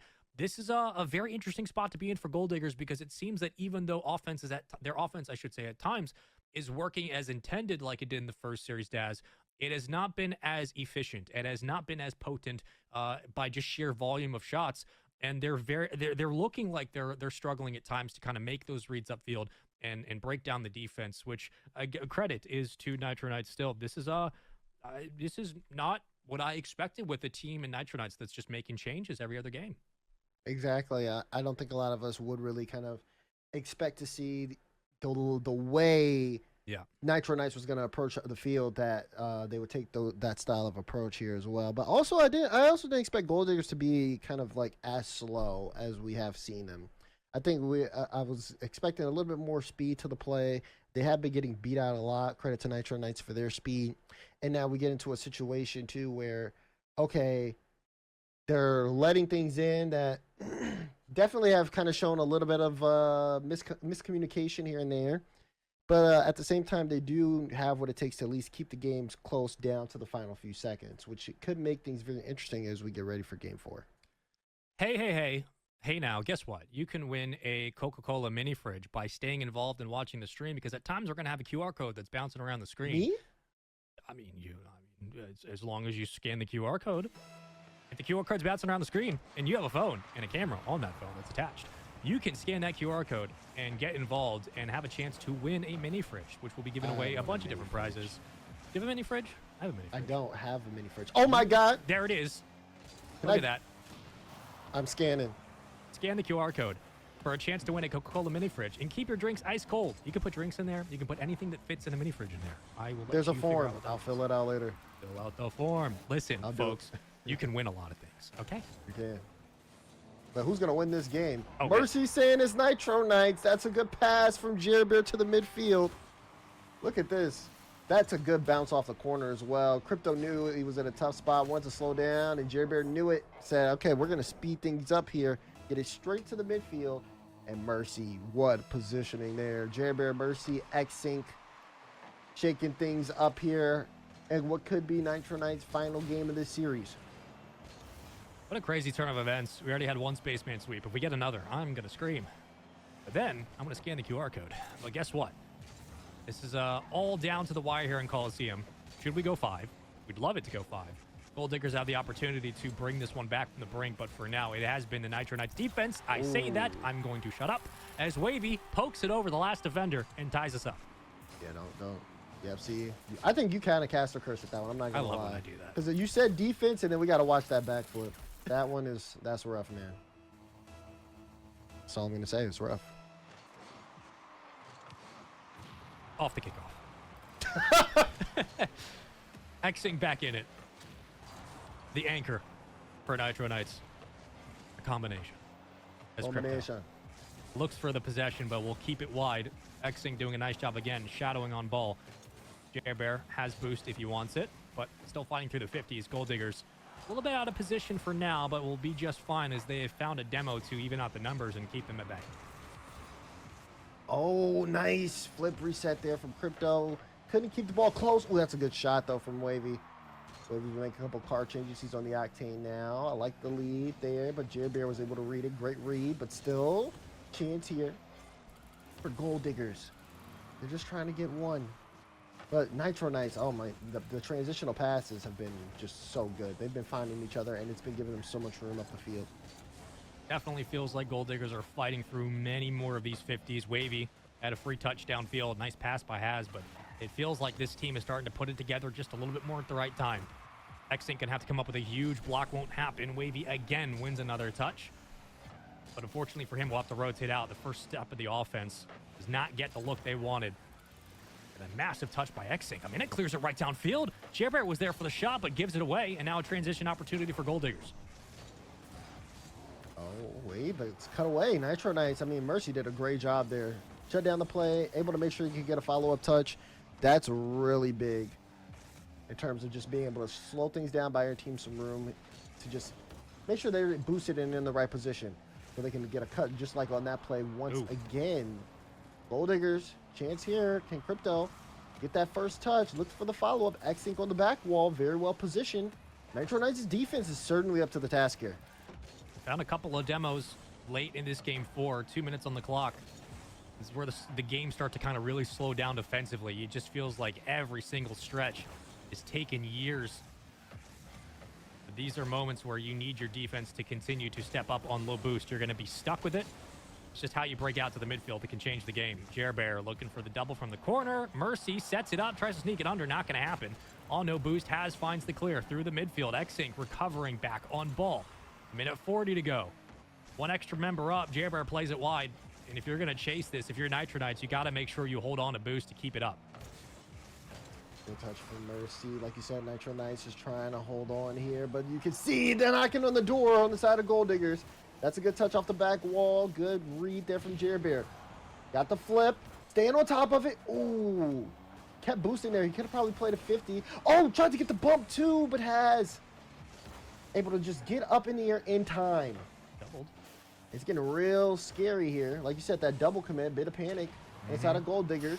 Oh, but that's a big demo. Has is able to get some space, but no one able to get on top of the ball. So Mercy's able to keep this in front. This is big for Nitro Knights as we hit that final minute.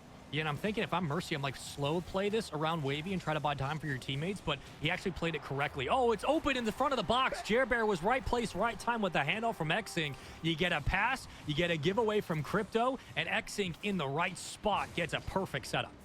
Good on Jer Bear to be there ready, too. You're right. I mean, those cuts are so important, and you can see why. Just completely shook up the defense, got a lane, and made the most of it. Nitro Knights with a chance to take the series. This is big for them. Yeah, I don't know if I would have expected this, but Wavy downfield. Wavy's downfield. Wait a second. And he just gets a free touch. They clear this one from their own orange half. xSync plays it through the corner, loses the 50 from Crypto, and he makes up for it on the other end. Oh, right off the demo, just not enough time, too, to get back. Wavy played that well. Demo last man back. Pinch goes his way. And now it's anybody's game. We thought this was done. We thought it could have been done. But we play on. There's no other way to put this than 30 seconds left. This series has come all the way back for Nitro Knights. Gold Diggers steal away a goal downfield from Wavy, but Mercy trying to do the same. Wavy on low boost. And a huge clear on the other end. Crypto following in pursuit. Gives away the touch. xSync plays it from the ceiling. A double commit. A dangerous one. xSync has to burn all his boost to keep this going. And now Crypto will try to get the call. Mercy. Oh, Mercy. Be careful. That could end that game. Almost set the series. Overtime. Game 4. Gold Diggers, Nitro Knights. You're starting to see a little shakiness on Nitro Knights defensively. And Gold Diggers, like looking for blood in the water. They are ready to strike at any moment of weakness. They're getting demos as well. That's going to scare me just a little bit if I'm playing defense. Up to Mercy. Doesn't have enough in the tank to keep up with the ball. I like the idea, but boost will be a problem in OT. More chances here, but still a little awkward. You're starting to see that awkwardness. And again, a moment's lapse, moment of hesitation makes all the difference. Who's going to make the first mistake? Who might capitalize? As in, Jer Bear out to Mercy. The matchup we wanted to see between Mercy and Wavy has not disappointed, as Wavy had a montage in his opening assessment of how he was going to break down top 100 SSL players, and if he does it here, good luck to the defenses going into Game 5, but Mercy, again, trying to fight through defensively as xSync pops it up, but Wavy will be the first one up for the look. Oh, that was so close. Crypto almost applied pressure. You can just see Wavy's field presence. Just him being upfield there, looking for the bumps, has everybody jumping on Nitro Knights. They're scrambling. Their boost is really low right now. Crypto to Wavy. Wavy, high ball, trying to burn more boost. Follow up from Hess. Mercy, what a save. Another chance, though. Look at this. Wavy's able to get the ball again. He's just trying to get Nitro Knights to use all the boosts to try to make challenges and make these diving saves. So the shot, when it comes through, they can't stop it. And Crypto will send us to Game 5. Oh, this handoff is excellent. Haz goes up with a lot of boost and calls up Crypto to take the shot. The defense was waiting. The defense was waiting for Haz to come up with the reset, but Crypto flies through the lane and takes the look. And that's just a great little off timing from Gold Diggers to get something different on the table, as Nitro Knights were not prepared. And how could you be with a change up from Gold Diggers? Beautifully played. And we got ourselves a Game 5. I mean, you're saying that. Calling it like it is, Sean. That's what we gotta do, man. Yeah, that's what we gotta do. I mean, it's just the fact that, like, you see Nitro Knights with so much good prowess there, but then you start to see them, like, slow down a little bit more. But also, I honestly think Wavy really stepped up. Yeah. Because, again, yeah, sure, you can talk about that first goal. It's a good read on the play. But it's the physicality, and it's utilizing field presence, which is the big thing, right? That demo on the back end was big. And then on top of that, also just having that, just field presence that really brought the boost totals down for Nitro Knights, had them scrambling on the back end, and opened up a lane for the rest of the team to work in. That is what was big for me. Yeah, those demos gave Nitro Knights defensively way more to think about because it's no longer we can kind of pull back, try to play possession, continue to boom ball this. You're going to have to worry about scrambling defensively because of the demos, the man disadvantage. Then you're low on boost. Then you're double committing. Then you're worried about the constant swing from Wavy on the sidewall. These are just small things that kind of add up over the length of a game. And for Gold Diggers, I mean, Daz, that was a swing of offense that they were looking for at the end of game 2, right? They had that 30-second window they couldn't capitalize on. They get it in game 4 on the helps of those demos, and it really paid off. And through that golden goal, they find themselves on Champions Field with a chance to go 2-0 on day 1. That's not a bad stretch at all, but these are instances where you have Mercy on your team. This kind of player, he needs to step up and make a difference in this game 5. Right, here we go. Game 5 situation, though. Anybody's series at this point, it's been back and forth. Nitro Knights looked like they were closing it out, but now they're in a tough situation. On top of that, Gold Diggers, especially, you're starting to see everybody kind of play with just a little bit more signs of life, more air, as they've been recognizing that, okay, this is how we're going to get our opportunities. We can really out-pressure our opponent and break the defense down. Now they're going to see what happens if they really just hit this wall with the hammer. Yeah, the efficiency of the Gold Diggers offense is much more noticeable than it was to start this series. Still a lot to be impressed by for Nitro Knights, but that's 2 demos, that's an open net, and that's the first goal as Wavy finds the opening pick here in game 5. Said there's 1, 2, toodaloo. No one in net, open net for Wavy. This is what I mean. Just breaking the defense down, even if you have to literally push through them. What does that do to the mentals of the defense, knowing that, again, you can't rotate back cleanly anymore, and anywhere you go on the field, you might get hunted. You got to start prioritizing boost and making sure you're pathing back to net appropriately. Wavy double just misses it by a hair. That was clean. You can't give him that space to do that again, because he'll hit it the next time. Oh, man, Wavy pulling out all the stops in game 5. But this one not over yet. Still so much time for Nitro Knights. They have to be unfazed by this. But how can you be unfazed by this? You have a player who is demoed. Your team's getting demoed. You have someone trying to hit musty doubles. You've got to be able to get on the board here quickly to just mitigate all of this momentum. And they're leaving so much space open on the right side where Crypto can capitalize. Which, again, you're pulling the defense back into a stack. You're allowing this man-to-man on 50s to keep going the way of Gold Diggers. It's Wavy, it's Crypto who are winning the challenges at the midfield that are making things difficult for Nitro Knights defensively.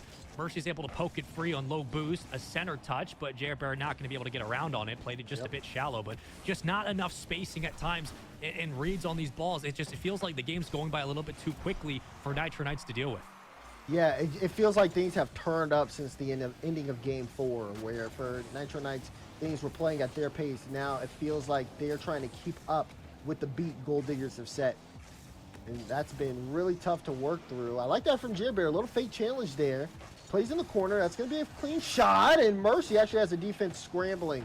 Again, I like what I'm seeing from Nitro Knights because they have not let up on the attack offensively, which is big. If they started to get a little phase, start to play more back defensively, this game would be going a different direction. I mean, it still is going in favor of Gold Diggers, though. Great second goal here. Just, again, that pressure coming through.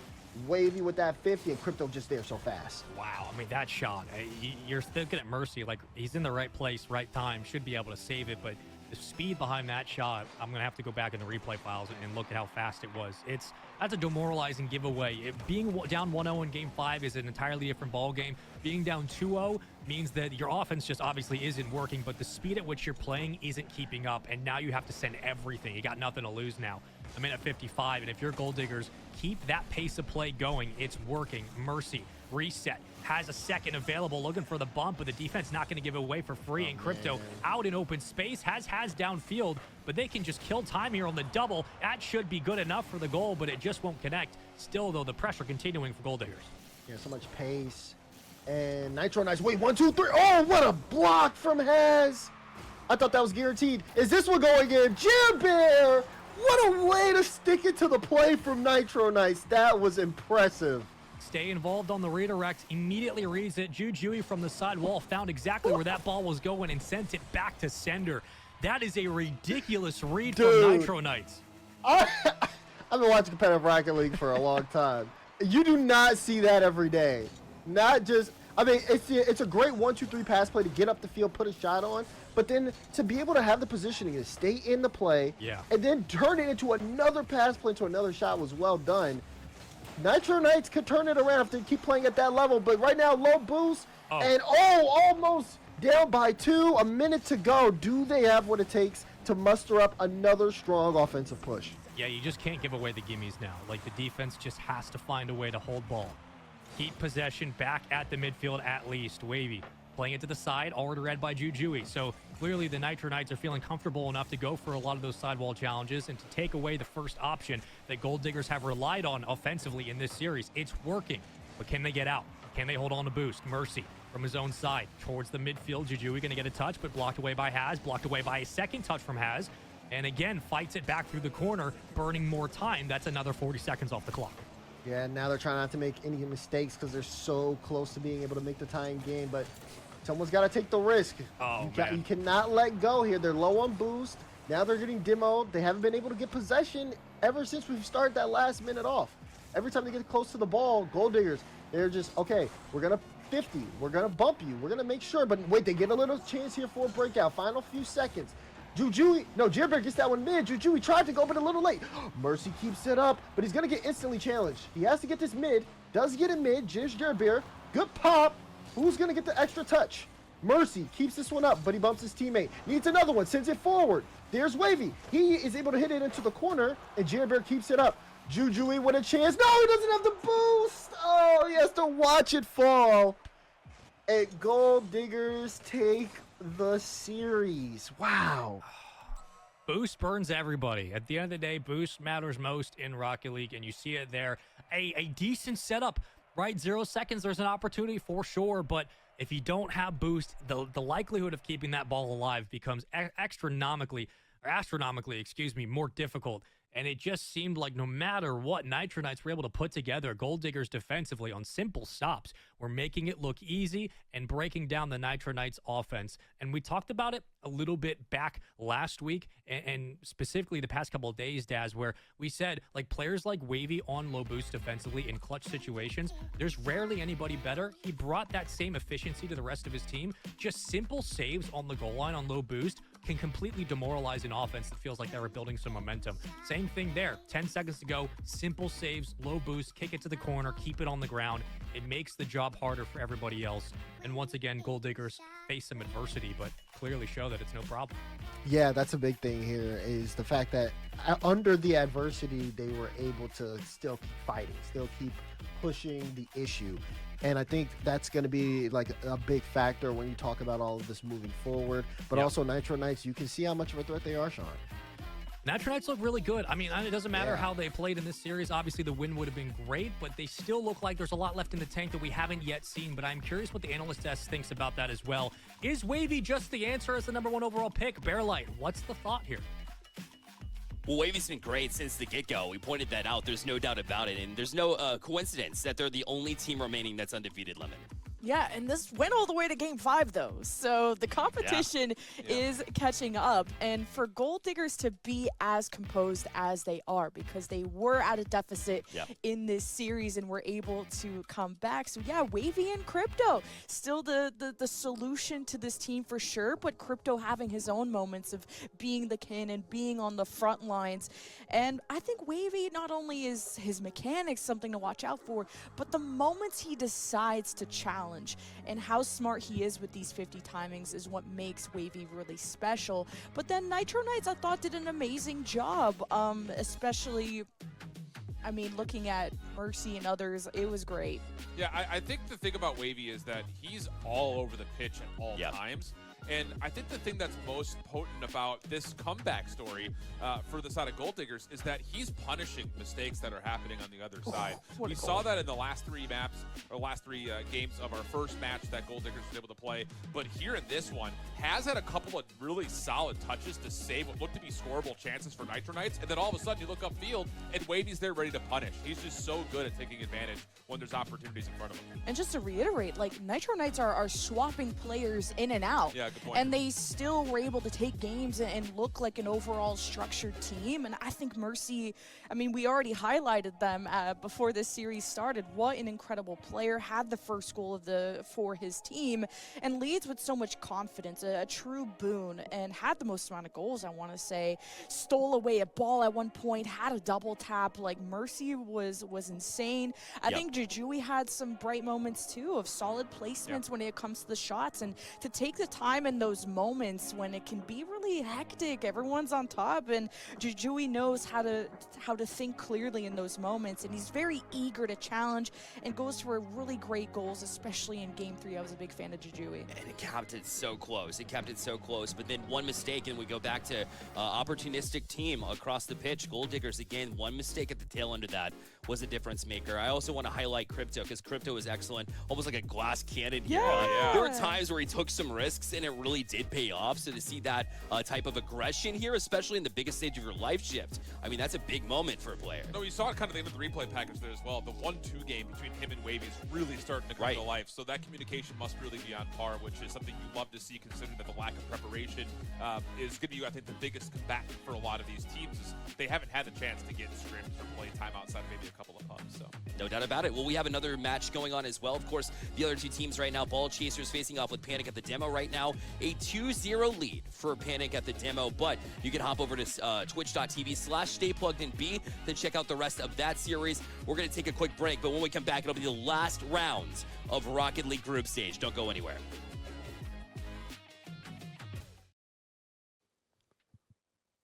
Welcome back to the Stay Plugged In Coca-Cola All-Stars. We have ourselves an exciting Rocket League finish here in the group stage. Again, my name is Bearlight, joined by Lemon Kiwi. I hold shift here, holding it down with me all weekend long. Let's take a look at the standings right here and see how everything shaped up. And you'll see Gold Diggers on top here, but a couple of teams here, Lemon, at 1-1. Yeah, our next match is going to be the most important one, Nitro Knights versus Panic at the Demo, to figure out who's going to Championship Sunday. And there's a lot to talk about here. This is going to be, I think it has to be a Game 5. Yeah. Just starting with Panic at the Demo with Lubbock, who I think was die for you, dying, and also scoring for you. This guy's insane. Look at that. Yeah, he's been absolutely dynamic when we talk about it. I know Lubbock has been getting in there, getting into the dirty places, positioning himself correctly, not only defensively to create plays out of his own zone. That's been spectacular to watch. But then just challenging on those 50-50s. This is footage that he's submitted here prior to All-Stars cooking up, and you can tell that same play style is definitely coming through. And as you head into a big match like this shift, I mean, nerves come into play, especially when it's the biggest stage of these players' careers. Yeah, I mean, the simple matter of this matchup is it's literally a do or die. You win, you're in. You lose, you're done. You get your $250. You said you had a good Saturday. See you next time. But I think the thing about this particular matchup is we've seen a pretty good amount of this Nitro Knight squad. Jerbear and Mercy in particular have been playing super, super well, but they've gotten really good support from Jujui. So kind of using that as a one-for-one comparison as the quote-unquote third guy versus the third guy, this is a really important matchup in this particular head-to-head match.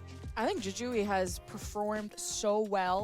He's played in a lot of these stayed plugged in tournaments, very strong mechanics, also great at adapting in the moment. He has a very fresh career, no tournaments, no teams. This is the beginning of the Jujui story, and this is going to be my player to watch in this upcoming match. Well, there's one thing left to do. It's determined who makes it to Championship Sunday in the Stay Plugged In Coca-Cola All-Stars. Spaceman and Daz, as always, to give you the coverage we all deserve. Guy. Many players are starting their stories, Lemon Kiwi, but unfortunately for some, they're going to have to wait to figure out how it goes, because we got to send somebody home at this point in the tournament. It's Nitro Knights versus Panic at the Demo. I'm Spaceman, that's Dazzer, and you know the deal. And this one is going to be fun because we expect it to go 5. Will it actually? Who knows? But the important thing is that both these teams are so evenly matched. We just saw Nitro Knights lose in Game 5 against Gold Diggers, and now Dazzler coming into this series. Everything on the line, backs against the wall. They got to get it done if they don't do it here. We saw Panic at the Disco demo. Oops, I did it. I made the mistake. We saw it early. We saw them earlier today playing up against Gold Diggers as well, and we now know, you know, they've been playing over the course of the day. They've had time to make their adjustments. It is coming down to this particular matchup. One last series to close off the day, and for these teams to see which one will continue on and stay plugged in Coca-Cola All-Stars Rocket League. And both these teams are rounded out by some of the more impressive talent, I think, in this entire program, which, again, is just a highlight to all the different players who have nominated themselves to be Coca-Cola All-Stars. And, again, the level of dedication we've seen from high school players for Rocket League specifically has continued to grow over the past couple of years. So this is going to be a program that continues to grow and build over the years to come. But this year specifically has been a barn burner of talent. And we're seeing some RLCS pros, some players like Nick Vick, who again is finding success at Johnny Boy's Salt Mine tournaments. And I expect this to continue to be the story of everybody's getting better the more series they play, the more reps they get in.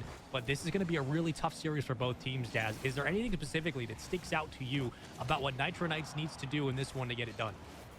Yeah, I think for me, looking at Nitro Knights, just being able to see how they work well together, you are going to look to see them really kind of take that team play into account.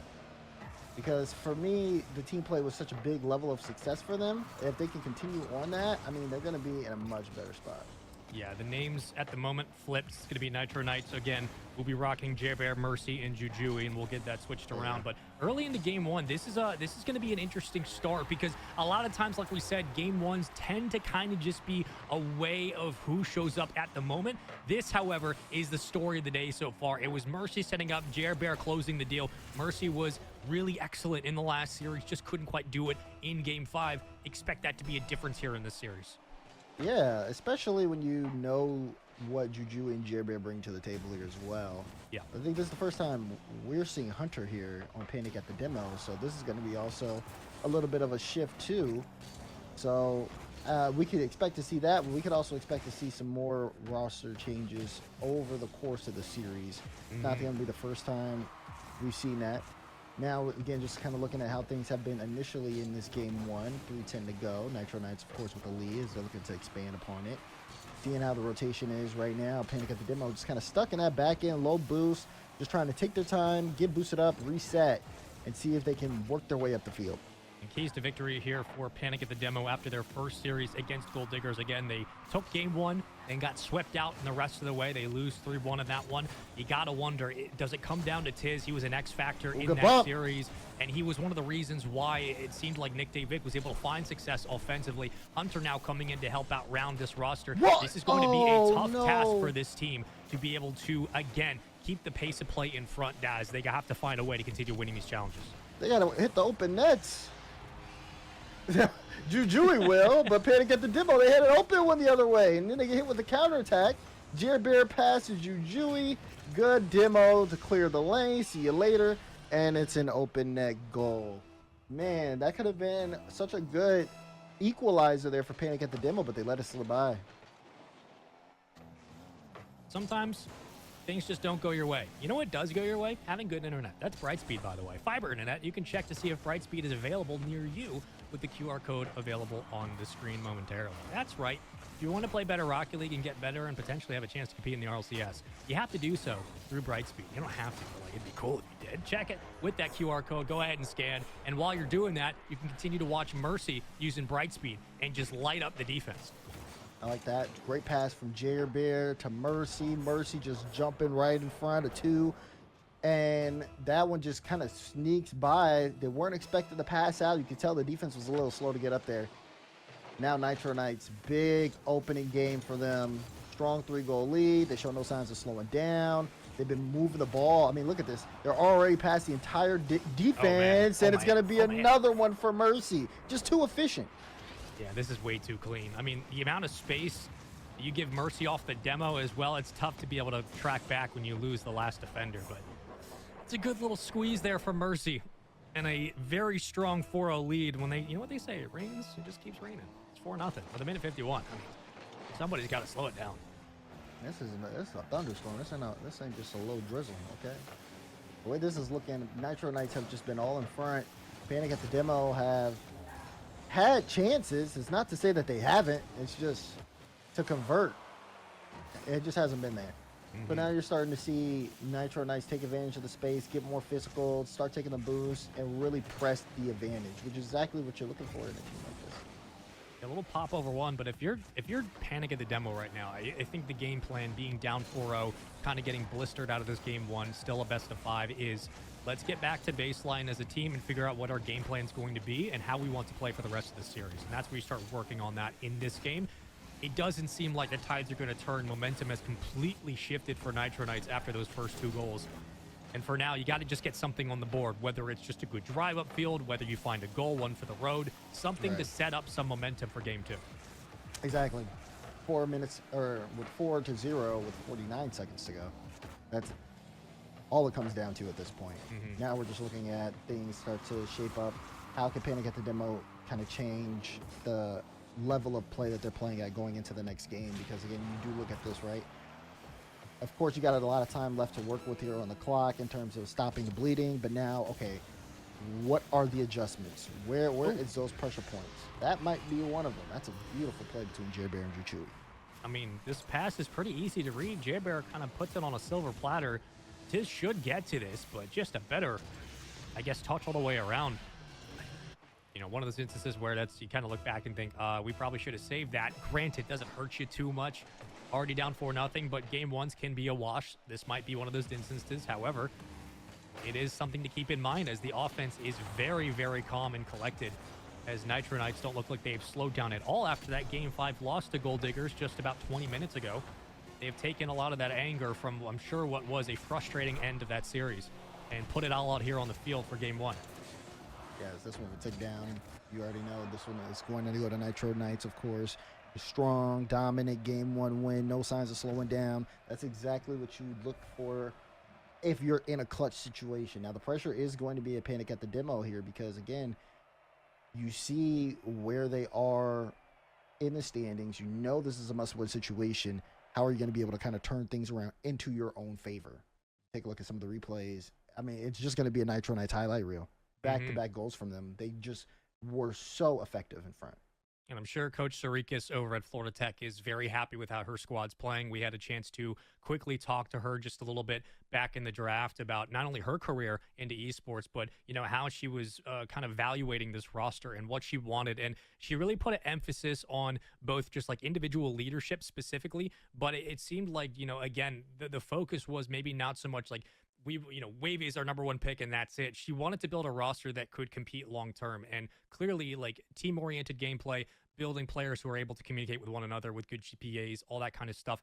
It was very like intrinsic focused. It was very about the small stuff that makes a good player, and clearly it's working. I mean, Daz, this looks like one of the more consistent teams we've seen so far today.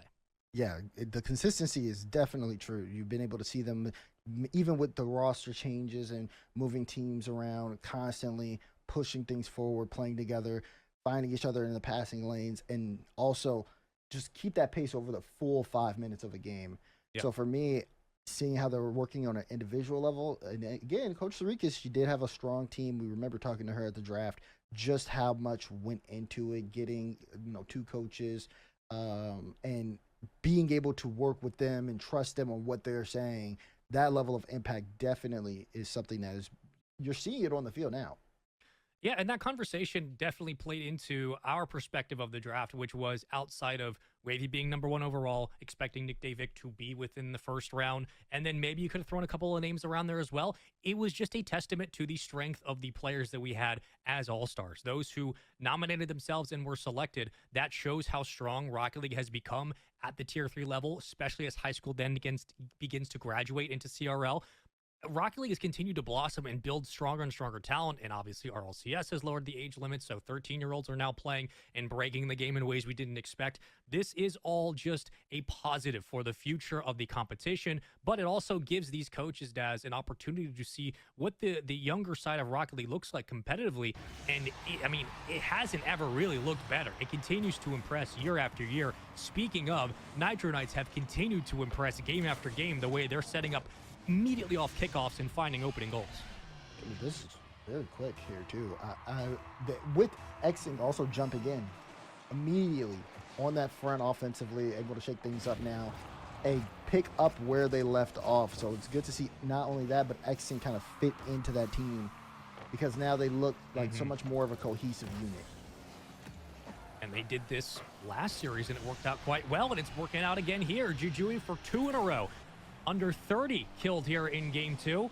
Forbidden Temple can punish some teams, but certainly not from Nitro Knights, as Jujui immediately slots the kind of same position he had off the kickoff. It's a free ball in the offensive third, and Nitro Knights build their lead. Now second goal here for them. They're going to continue to just press forward. And it's going to be Panic at the demo now. They're the team that's under that pressure to make the adjustment. Another pass, another goal. Nitro Knights just finding each other. Back-to-back plays. Well, the anchor pulls up. Third man gets the call. You have all the midfield that you need. Jujui's not going to get over-aggressive. Again, really easy setup from Jerbear. I feel like there should be more that we can kind of break down about how this game's gone. It's just been a flurry of very simple, standard looks from Nitro Knights. This is not too much of a different caliber offense than what you saw in Game 1, let alone the last series. Panic at the demo starting to panic just a bit. They have not been able to figure out how to close the deal and keep the defense up at midfield. And this is just an interesting spot to be in, I guess. There's really no other way to break it down. Now we get to see some offense come out from Panic at the demo. Very well done. Nick DeVic comes through. Good turn on the play. He goes in this with 24 boost, and he recognizes Jujui doesn't have the play, but also that demo opens up so much space there. Otherwise, the defense was going to clear it out. Full trust on Panic at the demo, as they do not panic and make this a 2-goal game. Feels a bit fitting to see a flurry of demos and then a Furia goal pop out, just as it's fitting to see Jujui continue to strike hot while the iron is there. I mean, xSync plays it perfectly on the pass, and Jujui catches it in rotation, slots it upper 90. This has been a barn burner of a game too. We thought Game 1 might be an outlier, tends to be the same. 4-1, 350 to go. If you're Panic at the demo, I mean, you have to find a way to stop the bleeding. That has to come through a shot like this from Tiz in the midfield. It's starting to become a shootout now. The offense is leveled up on Panic at the demo. Again, great demo, good read on Tiz, open net, doesn't miss the shot. Now, again, they are down by 2. Lots of time on the clock for them to turn things around if they can continue to play offensively at this pace. But you're right, you still have to clean up things on the defensive end. Yeah, 4-2 is so much less pressure than 4-1. It's just getting something going. Looking for the double, just a bit off, but Tiz was the standout in the series earlier today, has so far found a goal here in Game 2. Hunter setting up nicely. Nick DeVic tries to get one to bite, does, finds a demo as well. Man advantage for the moment. Nick DeVic circling back in, loses on the boost and the 50, as Jabber will get rewarded. And Hunter waiting underneath. It's a double commit, but leaves it back to Nitro Knights on possession. They'll break out. Hunter, nice initial touch there. The 50 goes pretty high, so Tiz can switch the lane. This is all in favor of Nitro Knights right now, though. That demo's big. I don't know if they know if xSync has low boost, so that's why he turns. But still, go straight to Jerbear. Tiz trying to get that off the ceiling. That's a good cut. Those are the challenges you need in order to slow down a team like Nitro Knights, who's been so effective with space. Speaking of, pops it over. xSync took advantage of the backboard. Jabber the drop to Jujui, looking for I think that would be the 4th goal that Jujui would have in this game, which is just insane. One demo to help out. Another 50 that leaves it shallow enough for Jujui to handle. Doesn't have enough to follow up on the play, though. And working underneath, as Jabber will grab boost. So, again, kind of keeps the back line a little bit dishonest here, where Nitro Knights can take advantage. And xSync just trying to work through the midfield. This is an opportunity now where the game starts to stall out and slow down for Panic at the demo to, again, bring the possession back down to the ground and focus on the ground game. Those infield passes that weren't there in Game 1 that started to show up just a little bit in this one that could make the difference. Yeah, they can't allow the game to slow down. That's the biggest thing here. Right now, everything is kind of working in favor of Nitro Knights. Because of that, they're able to make things more awkward when they bring the ball upfield for Panic at the demo in terms of that transition. And if xSync's hitting shots like that, I mean, it's going to be a pretty short series. 5-2 is the score line. Jerbear to set it up off the back wall. Jujui gets the boost. Hunter can't get back, and xSync seeks the shot. That's everything you need here for Nitro Knights. It is gimme goals for Nitro Knights. And if you like gimme goals, you also like gimme things, because we got other sponsors like Oakley who will be giving away pairs of sunglasses. You can go ahead and scan the QR code. Your chance to win a pair of Oakley glasses. And you might be starting to see the game like Juju, who I believe has 4, if not 5 goals in this game, wins a 50 off Hunter, and it ricochets in. Yeah, if you use those Oakleys, you'll be playing like this kid. It's getting out of hand here in Game 2, and for the series, the amount of momentum that's now shifted to Nitro Knights, Daz, this is a difficult one to try to swallow for Panic at the Demo. It is, and for me, I mean, it's starting to look really bleak. They have to turn things around here and dig deep. There we go. Piz is not getting that defense. Got back in time. Things are starting to tick down, and I mean, Nitro Knights did look really strong. Remember, they were in the lead of that series against Gold Diggers. They just ended up dropping 2 back-to-back. Now we see them in this situation, and they just feel like it's in complete control. They're averaging 5 goals a game, Sean. Yeah, and kind of watching Hunter rotate through midfield, it just seems like they're kind of working in bunches to get the ball upfield, but once they get some space, I don't think their strikers know exactly where they want to position or how they really want to approach the net. They get a couple of chances here, but there's just not enough time. I mean, this is 4-goal deficit, which had been sitting around 2 to 3 for the last 2 minutes, but it's just small 50 wins by Nitro Knights to continue to put this one out of reach. And now for Panic at the Demo, they are certainly feeling that pressure as they're going to be down 2-0 in the series, backs against the wall. If they lose this best of 5, their run here in the Coca-Cola All-Stars program for this year is done, and they'll have to wait to next year to requalify themselves and hopefully get back on the field. But this is a tall task for sure. Nitro Knights looking way too comfortable and just like way too consistent. It doesn't look like they're pressured too much. They're winning really easy 50s. They've been taking really easy shots. None of these 6 goals were like mind-blowing. They just kind of went upfield and took advantage of the space in the net. Yeah, played aggressive. Liked what I saw out of them. Didn't settle. Started to go for bumps and really just try to. It's just great to see when you see everybody playing the right way. You know what I mean? So, yeah. For me, they have a game plan clearly, and they're acting on it very well. Whether it's going upfield, getting those bumps, whether it's sending the pass plays in transition. I mean, you even take a look there at the stats briefly. xSync, he hops in Game 2, didn't play Game 1, and immediately makes an impact. 3 saves, shoots 2 for 4, assists every other goal. I mean, well done from him. Well done from Nitro Knights. They're in a clean position. Mm-hmm. Panic at the Demo still have 1 game left, and they've got some things to work on and not enough time left. Yeah, the time is going to be a problem for sure. Here's a look at your instant replay presented by Coca-Cola All-Stars. And, Daz, you and I, obviously, when we watch like RLCS, we've had conversations about when team play begins to break down, that's where individual mechanics either step up or cost you the game. That's where players tend to fall back when they feel like, the game plan, the structure isn't working, so we're going to rely on one player's mechanics to kind of break us out of this situation. It's the same kind of, conversation here where, but in the reverse, where like for Nitro Knights, they don't really have to rely on maybe the team game plan because just individually, their 50s are clean, they're getting pretty easy shots, and they're converting on those looks, and they're kind of just winning their individual one-on-ones, so they don't have to rely on the mechanics to break out. They don't have to rely on the team play to get back to fundamentals. They can get to that point, but for right now, they're just kind of smooth sailing on just simply playing at a better pace. It just seems like whatever they do, they're kind of successful. Yeah, it just comes down to the individualism of this and how they all work as a team. Yeah.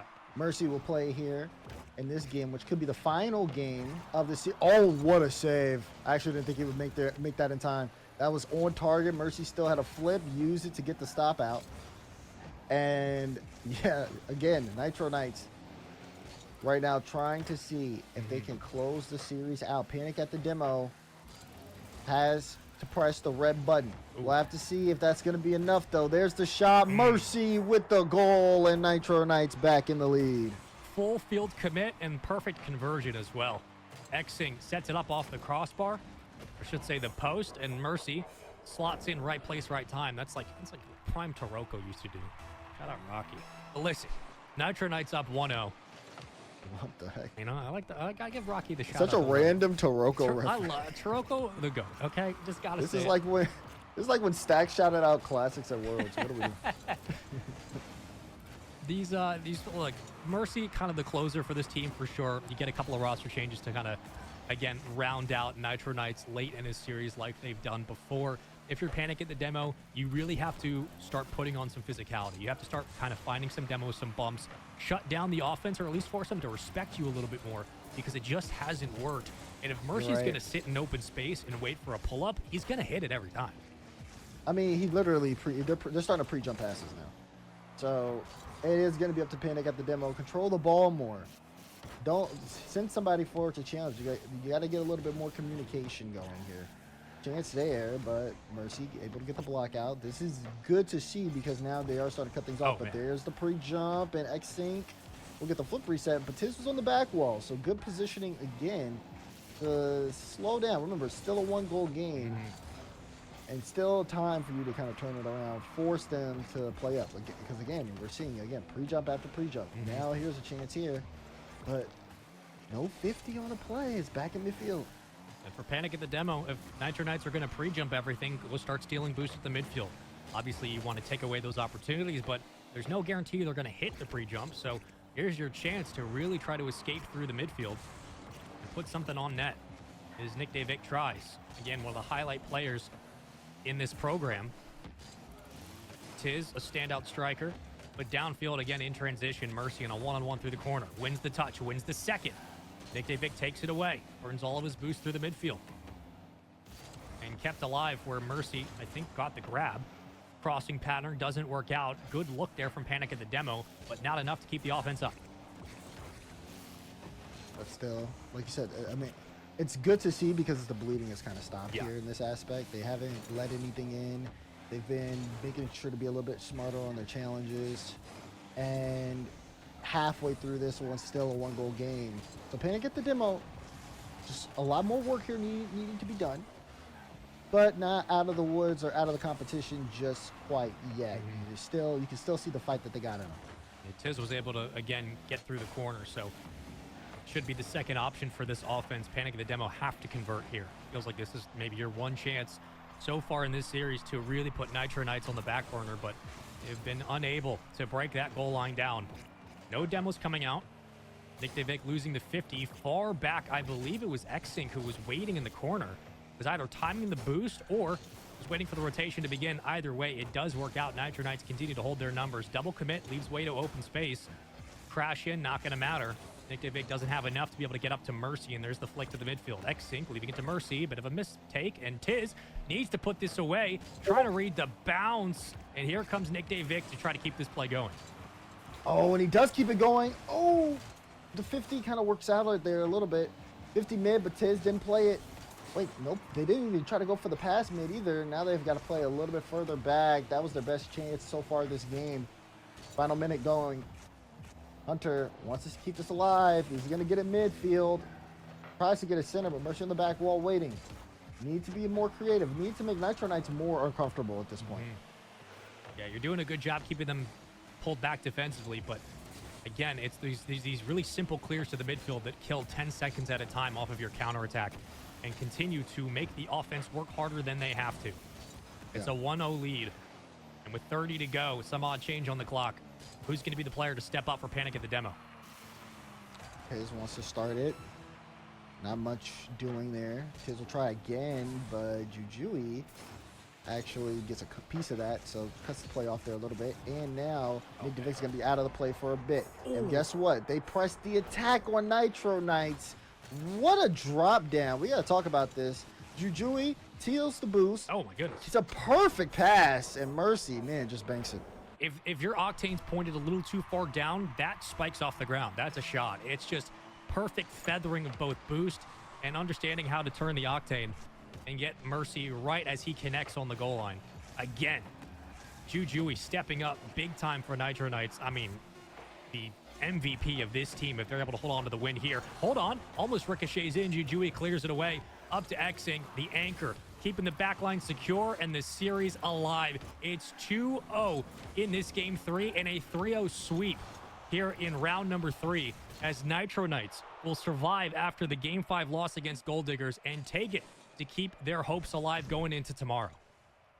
And Nitro Knights looked strong the entire way through.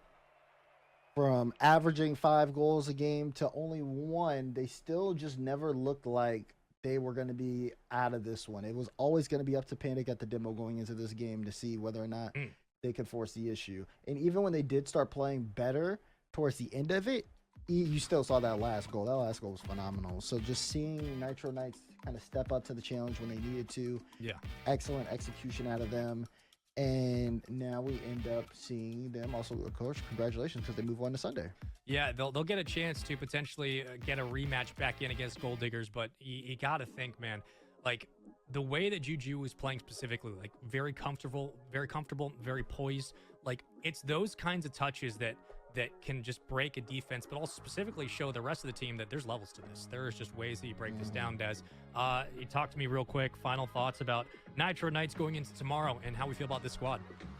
Nitro Knights look good going into tomorrow. Of course, it feels like towards the end of today, they really got their game plan settled down. The chemistry seems there. The individual performances seem at all-time high. I would love to see them kind of shake things up as we close out today. Yeah. But of course, those are just my thoughts, Sean. Let's send it back over to the desk with Bear Light and see what he thinks. Well, thank you so much, Daz. Back here on the desk, we have our Championship Sunday decided here, and it's 2 teams that went to Game 5. So, of course, maybe that series was a little bit anticlimactic, but we'll have a good one for Championship Sunday. Defense, anybody? But, I mean, oh, my God. Like, they were nonstop scoring shift. We're in the green room watching, and it was 6 goals with, like, a minute and a half at one point. Really suffocating offense coming out of especially Jujui and Mercy. Like, oh, my God. Demos to open up the net too. It really was a united team effort, and even you got kickoff plays for Nitro Knights. Like, what a well-rounded roster. Of course, now we're getting near the end of the day for Rocket League, so this is this team really getting to their peak. And even to Joey, we said this is the start of his story. He hit a hat trick in Game 2, so I'm looking forward to see the next chapter for this guy. Yeah, Joey really does fit into the larger picture really, really nicely.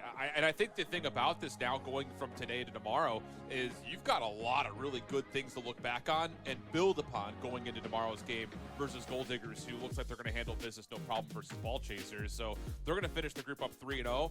But, you know, you got to think back to that Game 5 affair between those two, a rematch on the line for first place to be that All-Star champion. I imagine that Jujui is probably feeling super confident about his ability to show up and do the exact same thing, if not more, tomorrow.